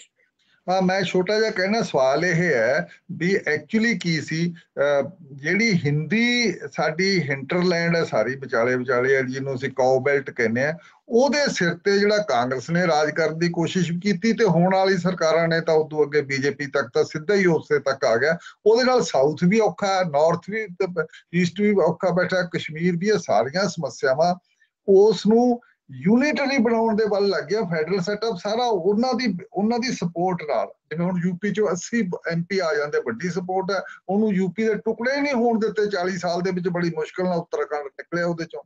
ਇਸ ਕਰਕੇ ਜਿਹੜੀਆਂ ਇਸ ਕਿਸਮ ਦੀਆਂ 11 ਕਿਸਮ ਦੀਆਂ ਜਿਹੜੀਆਂ ਸਾਰੀਆਂ ਕੋਸ਼ਿਸ਼ਾਂ ਹੋਈਆਂ, ਜਿਹਦੇ ਚੋਂ ਦੇਸ਼ ਨੂੰ ਯੂਨਿਟਰੀ ਬਣਾਇਆ, ਫੈਡਰਲ ਸਿਸਟਮ ਖਤਮ ਕੀਤਾ, ਦੂਜੇ ਛੋਟੇ ਛੋਟੇ ਗਰੁੱਪਾਂ ਦੀ ਜਿਹੜੀ ਪੋਲੀਟੀਕਲ ਸਪੇਸ ਬਣਦੀ ਹੈ, ਜਿਹਨਾਂ ਨੂੰ ਅਕੋਮੋਡੇਟ ਕਰਨਾ ਬਣਦਾ ਹੱਕ, ਉਹ ਨਹੀਂ ਕੀਤਾ ਉਸ ਕਿਸਮ ਦਾ। ਉਹਨਾਂ ਨੂੰ ਸਮਾ ਦੋ ਇਕੱਠੇ ਇੱਕ ਸਮੂਹ ਵਿੱਚ ਅਬਜ਼ਾਰਵ ਕਰਨ ਦੀ, ਯੂਨਿਟਰੀ ਸਿਸਟਮ ਵਿੱਚ ਅਬਜ਼ਾਰਵ ਕਰਨ ਦੀ ਜਿਹੜੀ ਕੋਸ਼ਿਸ਼ ਹੈ, ਉਹਦੇ ਵਿੱਚ ਅਕਾਲੀ ਦਲ ਸਰੈਂਡਰ ਕਰ ਗਿਆ।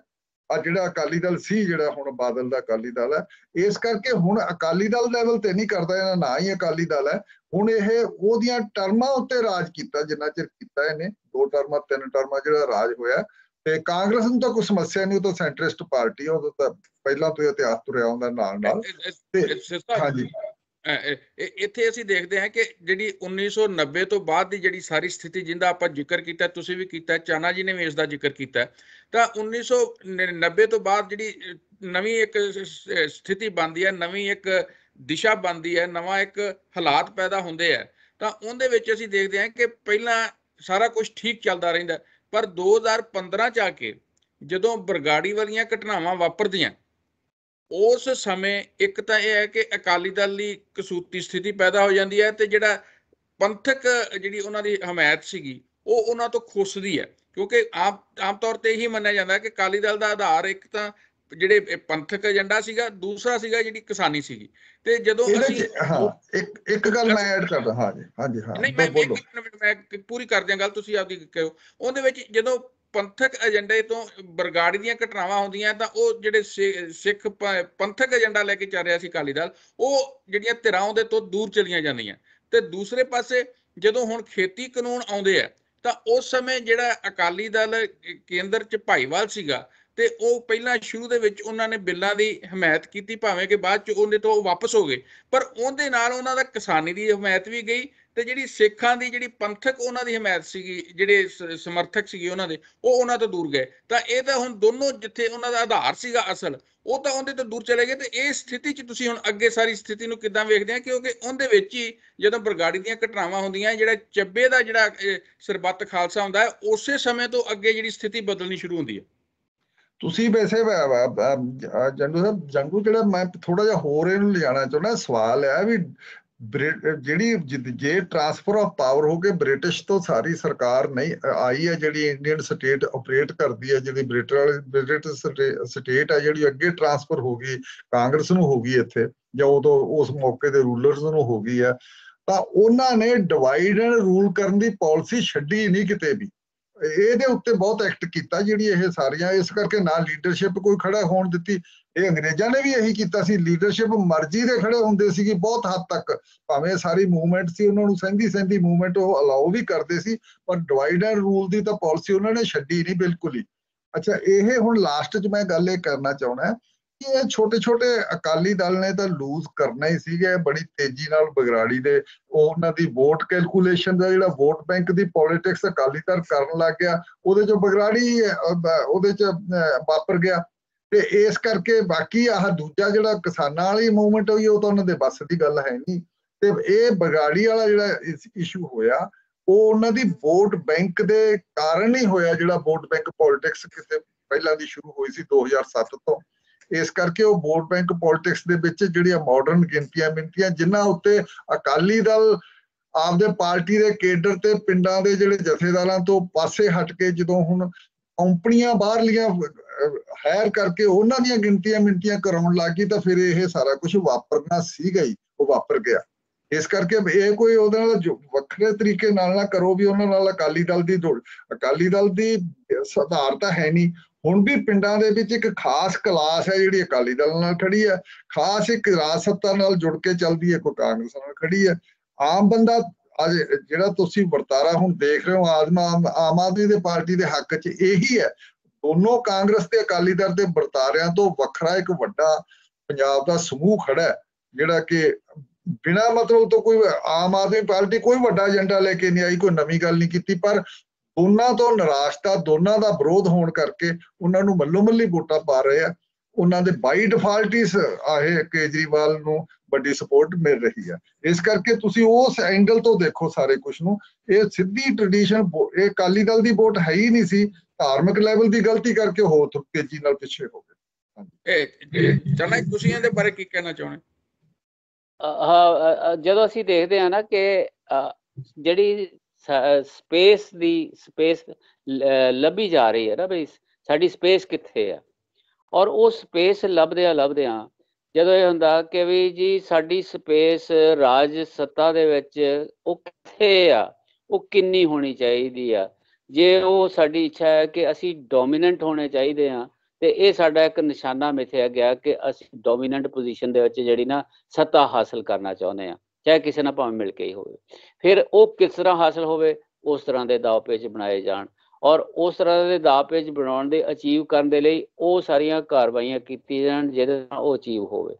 ਔਰ ਜਦੋਂ ਅਸੀਂ ਇਹ ਫਾਰਮੂਲਾ ਬਣਾ ਲਿਆ ਜਾਂ ਅਕਾਲੀ ਦਲ ਨੇ ਇਹ ਫਾਰਮੂਲਾ ਬਣਾ ਲਿਆ, ਉਹਦੇ ਵਿੱਚੋਂ ਫਿਰ ਜਦੋਂ ਉਹ ਸਪੇਸ ਨਹੀਂ ਮਿਲ ਰਹੀ ਤਾਂ ਫਿਰ ਜੇ ਇੱਕ ਮੋਰਚਾ ਲਾਇਆ, ਸਕਸੈਸ ਹੋਈ, ਫਿਰ ਲੱਗਾ ਕਿ ਉਹ ਮਿਲੀ ਨਹੀਂ ਅਜੇ ਵੀ ਜਿਹੜਾ ਅਸੀਂ ਕਰਨ ਲੱਗੇ ਸੀਗੇ, ਜਿਹਦੇ ਵਾਸਤੇ ਅਸੀਂ ਕੀਤਾ ਸੀਗਾ, ਉਹ ਫਿਰ ਡੋਮੀਨੇਸ਼ਨ ਜਿਹੜੀ ਨਾ ਸਾਡੀ ਨਹੀਂ ਹੋ ਰਹੀ।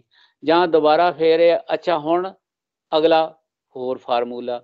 ਹੁਣ ਪਹੁੰਚਦੇ ਅਸੀਂ ਇੱਥੇ ਪਹੁੰਚ ਗਏ ਆ ਕਿ ਜੀ ਇੱਕ ਤਰੀਕਾ, ਦੂਸਰਾ ਤਰੀਕਾ, ਤੀਸਰਾ ਤਰੀਕਾ। ਹੁਣ ਕਿ ਸੱਤਾ ਹਾਸਲ ਕਰਨੀ ਆ, ਜਿਹਦੇ ਨਾਲ ਵੀ ਗੱਠਜੋੜ ਕਰ ਸਕਦੇ ਆ ਉਸੇ ਦੇ ਨਾਲ ਹੀ ਕਰ ਲਓ। ਜਾਂ ਇਹ ਆ ਕਿ ਹੁਣ ਸਾਰੇ ਹੀ ਇੱਥੇ ਪਹੁੰਚੇ ਹੋਏ ਆ ਕਿ ਸੱਤਾ ਹਾਸਲ ਕਰਨੀ ਆ, ਜੋ ਵੀ ਠੀਕ ਲੱਗਦਾ ਨਾ ਸੱਤਾ ਹਾਸਲ ਕਰਨ ਦੇ ਲਈ, ਜੋ ਵੀ ਯੋਗ ਅਯੋਗ ਉਹਨੂੰ ਅਪਣਾ ਲਿਆ ਜਾਵੇ। ਇਹਨਾਂ ਰਿਐਕਸ਼ਨਾਂ ਨੇ ਇਹ ਜਿਹੜਾ ਨਾ ਸਾਰਾ ਸਾਬਤ ਇਹ ਕਰ ਦਿੱਤਾ।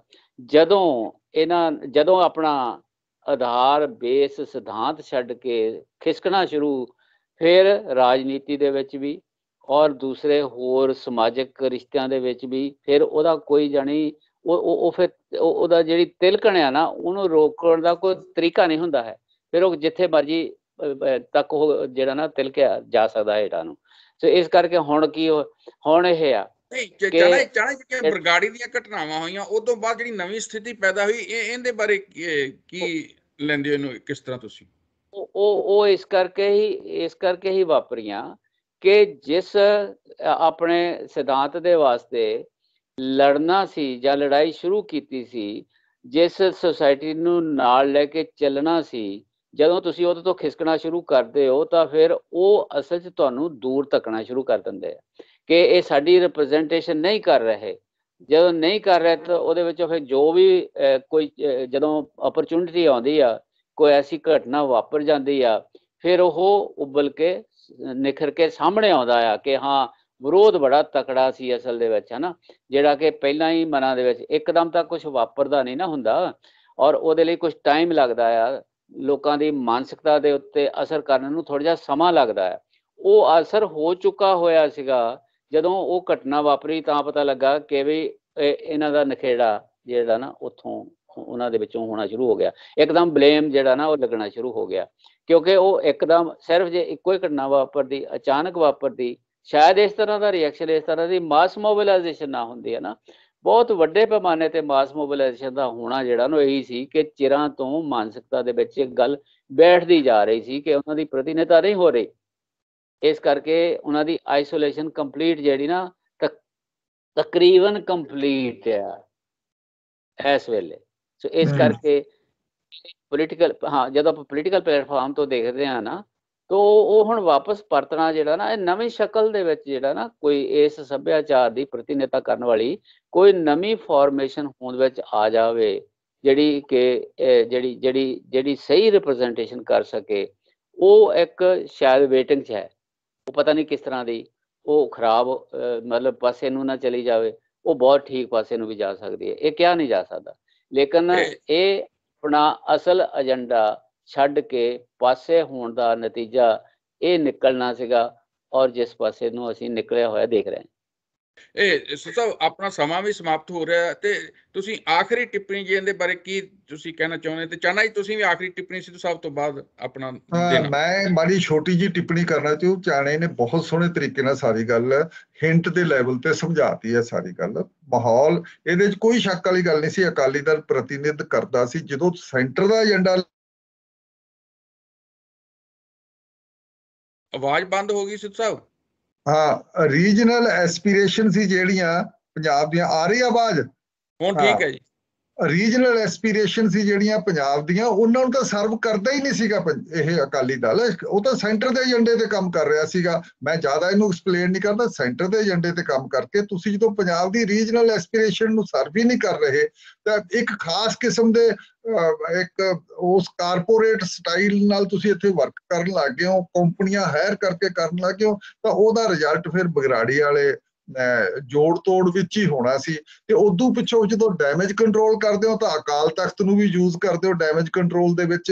ਤਾਂ ਇਹ ਸਾਰਾ ਕੁਝ ਫਿਰ ਇੱਕ ਇਸ ਅਕਾਲੀ ਦਲ ਦੇ ਵੱਡੀ ਸੈਟਬੈਕ ਦਾ ਕਾਰਨ ਬਣ ਹੀ ਗਿਆ। ਡੈਮੇਜ ਕੰਟਰੋਲ ਵਿੱਚ ਤੁਸੀਂ ਹੋਰ ਗੜਬੜ ਕਰ ਲੈਂਦੇ ਹੋ ਤੇ ਇਸ ਹੋਰ ਐਕਸਪੋਜ਼ ਹੋ ਜਾਂਦੇ ਹੋ ਤੁਸੀਂ। ਇਸ ਕਰਕੇ ਫਿਰ ਹੁਣ ਆ ਜਿਹੜਾ ਦੁਬਾਰਾ ਸੈਕੰਡ ਟਾਈਮ ਵੀ ਉਹ ਰਿਵਾਈਵ ਨਹੀਂ ਹੋ ਰਹੀ ਪਾਰਟੀ, ਉਹ ਅਕਾਲੀ ਦਲ ਦਾ ਨਹੀਂ, ਉਹਦੇ ਨਾਲ ਸਿੱਖਾਂ ਦਾ ਡਿਪਾਰਚਰ ਕਾਫੀ ਲੈਵਲ ਤੇ ਹੋ ਚੁੱਕੀ ਹੈ। ਉਹ ਰਿਪਰੈਜ਼ੈਂਟੇਟਿਵ ਅਕਾਲੀ ਦਲ ਸਿੱਖਾਂ ਦਾ ਨਹੀਂ ਰਿਹਾ।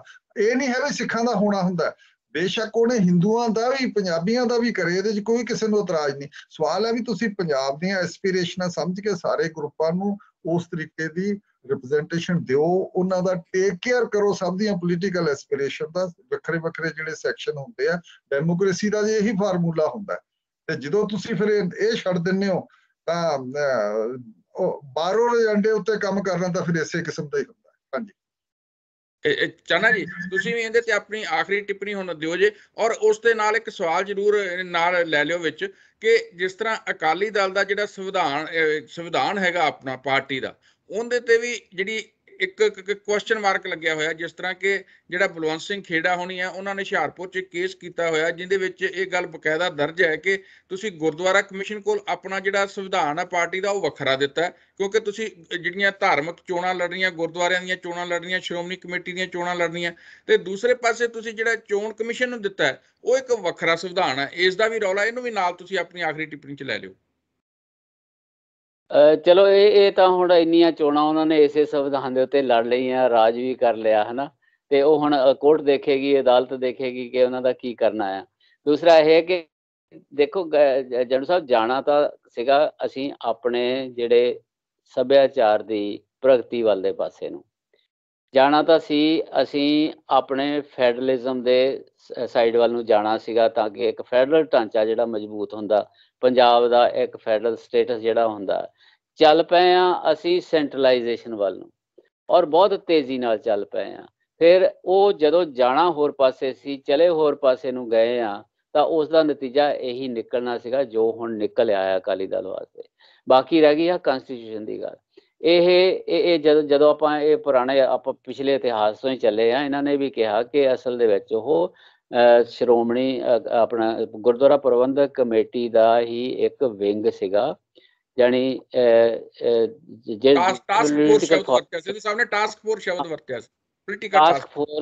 ਹਾਂ ਇੱਕ ਟਾਸਕ ਫੋਰਸ ਹੈ ਜਿਹੜੀ ਉਹ ਡਿਵੈਲਪ ਹੁੰਦੀ ਇੱਕ ਪੋਲੀਟੀਕਲ ਪਾਰਟੀ ਦੇ ਵਿੱਚ ਚਲੀ ਗਈ ਆ। ਉਹ ਮਤਲਬ ਇਹ ਆ ਕਿ ਵੀ ਇੱਕ ਇਹ ਇਸ ਤਰ੍ਹਾਂ ਦਾ ਇਹਦੇ ਵਿੱਚ ਅੱਜ ਦੀ ਗੱਲ ਦੇ ਵਿੱਚ ਇਹਦੇ 'ਚ ਨਾ ਜੇ ਜਾਇਆ ਜਾਵੇ ਤਾਂ ਮੇਰਾ ਖਿਆਲ ਫੇਰ ਹੀ ਠੀਕ ਰਹੂਗਾ, ਕਿਉਂਕਿ ਉਹਨੂੰ ਐਕਸਪਲੇਨ ਕਰਨ ਦੇ ਲਈ ਨਾ ਜੀ ਆਵਾਜ਼ ਨਹੀਂ ਆ ਰਹੀ ਚਾਹਨਾ ਜੀ। ਮੈਂ ਇਸ ਕਰਕੇ ਇਹਦੇ ਤੇ ਨਹੀਂ ਕਰਨੀ ਚਾਹੁੰਦਾ, ਪਰ ਜੋ ਕੁਛ ਇਹ ਹੋਇਆ ਆ ਇਹ ਉਲਟੇ ਪਾਸੇ ਨੂੰ ਤੁਰੇ ਜਾਣ ਕਰਕੇ ਹੋਇਆ ਆ, ਜਿਹਨੂੰ ਸਿੱਧੂ ਸਾਹਿਬ ਕਹਿੰਦੇ ਆ ਕਿ ਵੀ ਉਹ ਕੇਂਦਰ ਦੀਆਂ ਪਾਲਿਸੀਆਂ ਦੇ ਸ਼ਰਤਾਂ ਤੇ ਟਰਮ ਜਿਹੜਾ ਨਾ ਬਿਲਕੁਲ ਇਹਨਾਂ ਨੇ ਚਾਹਨਾ ਜੀ ਨੇ ਕਲੀਅਰ ਕਰਤਾ, ਸੈਂਟਰਲਾਈਜੇਸ਼ਨ ਪਾਲਿਸੀ ਅਡਾਪਟ ਕਰ ਲਈ ਇੱਕ ਰੀਜਨਲ ਪਾਰਟੀ ਨੇ, ਫਿਰ ਇਦਾਂ ਹੀ ਹੋਣਾ ਸੀਗਾ। ਬਾਕੀ ਸਟੇਟਾਂ ਵਿੱਚ ਹਜੇ ਰੀਜਨਲ ਪਾਰਟੀਆਂ ਬੈਠੀਆਂ, ਛੋਟੀਆਂ ਵੱਡੀਆਂ ਸਾਰੀਆਂ ਸਟੇਟਾਂ 'ਚ ਬੈਠੀਆਂ। ਇਹਨਾਂ ਨੇ ਆਪ ਦਾ ਜਿਹੜਾ ਰੀਜਨਲ ਸਰੂਪ ਸੀਗਾ ਪਾਰਟੀ ਦਾ ਉਹ ਵੀ ਖਤਮ ਕਰ ਲਿਆ ਸੈਂਟਰਲ ਏਜੰਡੇ ਤੇ ਜਾ ਕੇ, ਜਾਂ ਸੈਂਟਰਲਾਈਜੇਸ਼ਨ ਦੀ ਪੋਲੀਟੀਕਲ ਸੈਂਟਰਲਾਈਜੇਸ਼ਨ ਦੀ ਸਪੋਰਟ ਕਰਕੇ।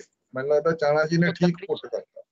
ਉਹ ਤਕੜੀਆਂ ਹੋਈਆਂ ਪਾਰਟੀਆਂ, ਦੂਸਰੀਆਂ ਜਿਹੜੀਆਂ ਉਹ ਤਕੜੀਆਂ ਹੋਈਆਂ, ਉਹ ਰੀਜਨਲ ਪਾਰਟੀਆਂ ਤਕੜੀਆਂ ਹੋਈਆਂ, ਕਮਜ਼ੋਰ ਹੋਈ ਆ।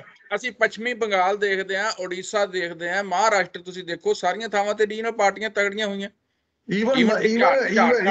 ਈਵਨ ਉੱਤਰਾਖੰਡ ਯੂਪੀ ਦੇ ਵਿੱਚ, ਉੱਤਰ ਪ੍ਰਦੇਸ਼ ਦੇ ਵਿੱਚ ਵੀ ਸਮਾਜਵਾਦੀ ਪਾਰਟੀ ਰੀਜਨਲ ਪਾਰਟੀ ਨਹੀਂ, ਬਿਹਾਰ 'ਚ ਰਾਸ਼ਟਰੀ ਜਨਤਾ ਦਲ ਹੈ। ਹਾਂ, ਰਾਸ਼ਟਰੀ ਜਨਤਾ ਦਲ ਹੈ। ਥੱਲੇ ਸਾਊਥ 'ਚ ਸਾਰੀਆਂ ਹਰੇਕ ਸਟੇਟ 'ਚ ਖੜੀਆਂ। ਇਹਨਾਂ ਨੇ ਰੀਜਨਲ ਪਾਰਟੀ ਵੀ ਰੂਪ ਵੀ ਆਪਦਾ ਖਤਮ ਕਰ ਲਿਆ। ਹਾਂਜੀ, ਈਵਨ ਕਿ ਤਾਮਿਲਨਾਡੂ 'ਚੋਂ DMK ਹੈ, ਅੰਨਾ DMK ਹੈ। ਬਿਲਕੁਲ ਚਾਹਨਾ ਕਹਿਣਾ ਤੁਸੀਂ ਕੁਛ? ਨਹੀਂ, ਬਸ ਮੈਂ ਇਹੀ ਕਹਿਣਾ ਸੀਗਾ ਕਿ ਗਲਤ ਪਾਸੇ ਜਾਣ ਦੇ ਨਾਲੇ ਹੋਇਆ। ਇੱਥੇ ਹੀ ਸਾਡੇ ਪ੍ਰੋਗਰਾਮ ਦਾ ਸਮਾਂ ਸਮਾਪਤ ਹੁੰਦਾ। ਤੇ ਦੋਸਤੋ, ਤੁਸੀਂ ਸਾਡੇ ਇਸ ਪ੍ਰੋਗਰਾਮ ਨਾਲ ਜੁੜੇ, ਇਸ ਸ਼ੋਅ ਨਾਲ ਜੁੜੇ, ਤੁਹਾਡਾ ਵੀ ਸਭ ਦਾ ਬਹੁਤ ਬਹੁਤ ਧੰਨਵਾਦ। ਤੇ ਜੇ ਤੁਹਾਨੂੰ ਇਹ ਸਾਡਾ ਪ੍ਰੋਗਰਾਮ ਪਸੰਦ ਆਇਆ ਹੋਵੇ ਤਾਂ ਦੋਸਤੋ ਇਹਨੂੰ ਲਾਈਕ ਵੀ ਜ਼ਰੂਰ ਕਰਨਾ, ਤੇ ਆਪਣੇ ਦੋਸਤਾਂ ਨਾਲ ਵੀ ਸ਼ੇਅਰ ਕਰਨਾ, ਤੇ ਚੈਨਲ ਨੂੰ ਸਬਸਕ੍ਰਾਈਬ ਕਰਨਾ। ਤੇ ਨਾਲ ਸਾਡੀ ਇਹ ਜ਼ਰੂਰ ਅਪੀਲ ਹੈ ਕਿ ਜਿਹੜੀ ਅਸੀਂ ਇਹ ਚਰਚਾ ਸ਼ੁਰੂ ਕੀਤੀ ਹੈ ਪੰਜਾਬ ਨੂੰ ਦੀਆਂ ਘਟਨਾਵਾਂ ਜੋ ਵਾਪਰ ਰਹੀਆਂ ਤੇ ਜਿਸ ਪਾਸੇ ਨੂੰ ਪੰਜਾਬ ਜਾ ਰਿਹਾ, ਜਿਸ ਤਰ੍ਹਾਂ ਦੀ ਬੇਚੈਨੀ ਪਈ ਹੈ, ਉਸ ਦੇ ਉੱਤੇ ਅਸੀਂ ਲਗਾਤਾਰ ਇਹ ਜਿਹੜੀ ਆਪਣੀ ਚਰਚਾ ਹੈਗੀ ਹੈ ਇਸ ਨੂੰ ਜਾਰੀ ਰੱਖਾਂਗੇ। ਤੇ ਇਸ ਦੇ ਵਿੱਚ ਤੁਸੀਂ ਵੀ ਹਿੱਸਾ ਲੈ ਸਕਦੇ ਹੋ। ਜੇ ਤੁਸੀਂ ਤੁਹਾਡੀ ਕੋਈ ਇਸ ਚਰਚਾ ਦੇ ਬਾਰੇ ਕੋਈ ਟਿੱਪਣੀ ਹੋਵੇ, ਕੋਈ ਤੁਹਾਡਾ ਪ੍ਰਤੀਕਰਮ ਹੋਵੇ, ਤਾਂ ਤੁਸੀਂ ਸਾਡੇ ਫੇਸਬੁੱਕ ਪੇਜ ਤੇ ਜਾ ਕੇ ਉਹ ਵੀ ਤੁਸੀਂ ਸਾਨੂੰ ਭੇਜ ਸਕਦੇ ਹੋ, ਤਾਂ ਜੋ ਉਹ ਜਿਹੜੀ ਤੁਸੀਂ ਸਾਨੂੰ ਟਿੱਪਣੀ ਭੇਜੋਗੇ ਜਾਂ ਆਪਣਾ ਪ੍ਰਤੀਕਰਮ ਦਿਓਗੇ, ਉਹਨੂੰ ਵੀ ਅਸੀਂ ਆਪਣੇ ਅਗਲੇ ਪ੍ਰੋਗਰਾਮ 'ਚ ਸ਼ਾਮਲ ਕਰਾਂਗੇ। ਤੁਹਾਡਾ ਸਭ ਦਾ ਬਹੁਤ ਬਹੁਤ ਧੰਨਵਾਦ। ਚਾਹਨਾ ਜੀ, ਤੁਹਾਡਾ ਵੀ ਬਹੁਤ ਬਹੁਤ ਧੰਨਵਾਦ। ਸਿੱਧੂ ਸਾਹਿਬ, ਤੁਹਾਡਾ ਵੀ ਬਹੁਤ ਬਹੁਤ ਧੰਨਵਾਦ। ਸ਼ੁਕਰੀਆ ਜੀ, ਸ਼ੁਕਰੀਆ, ਧੰਨਵਾਦ।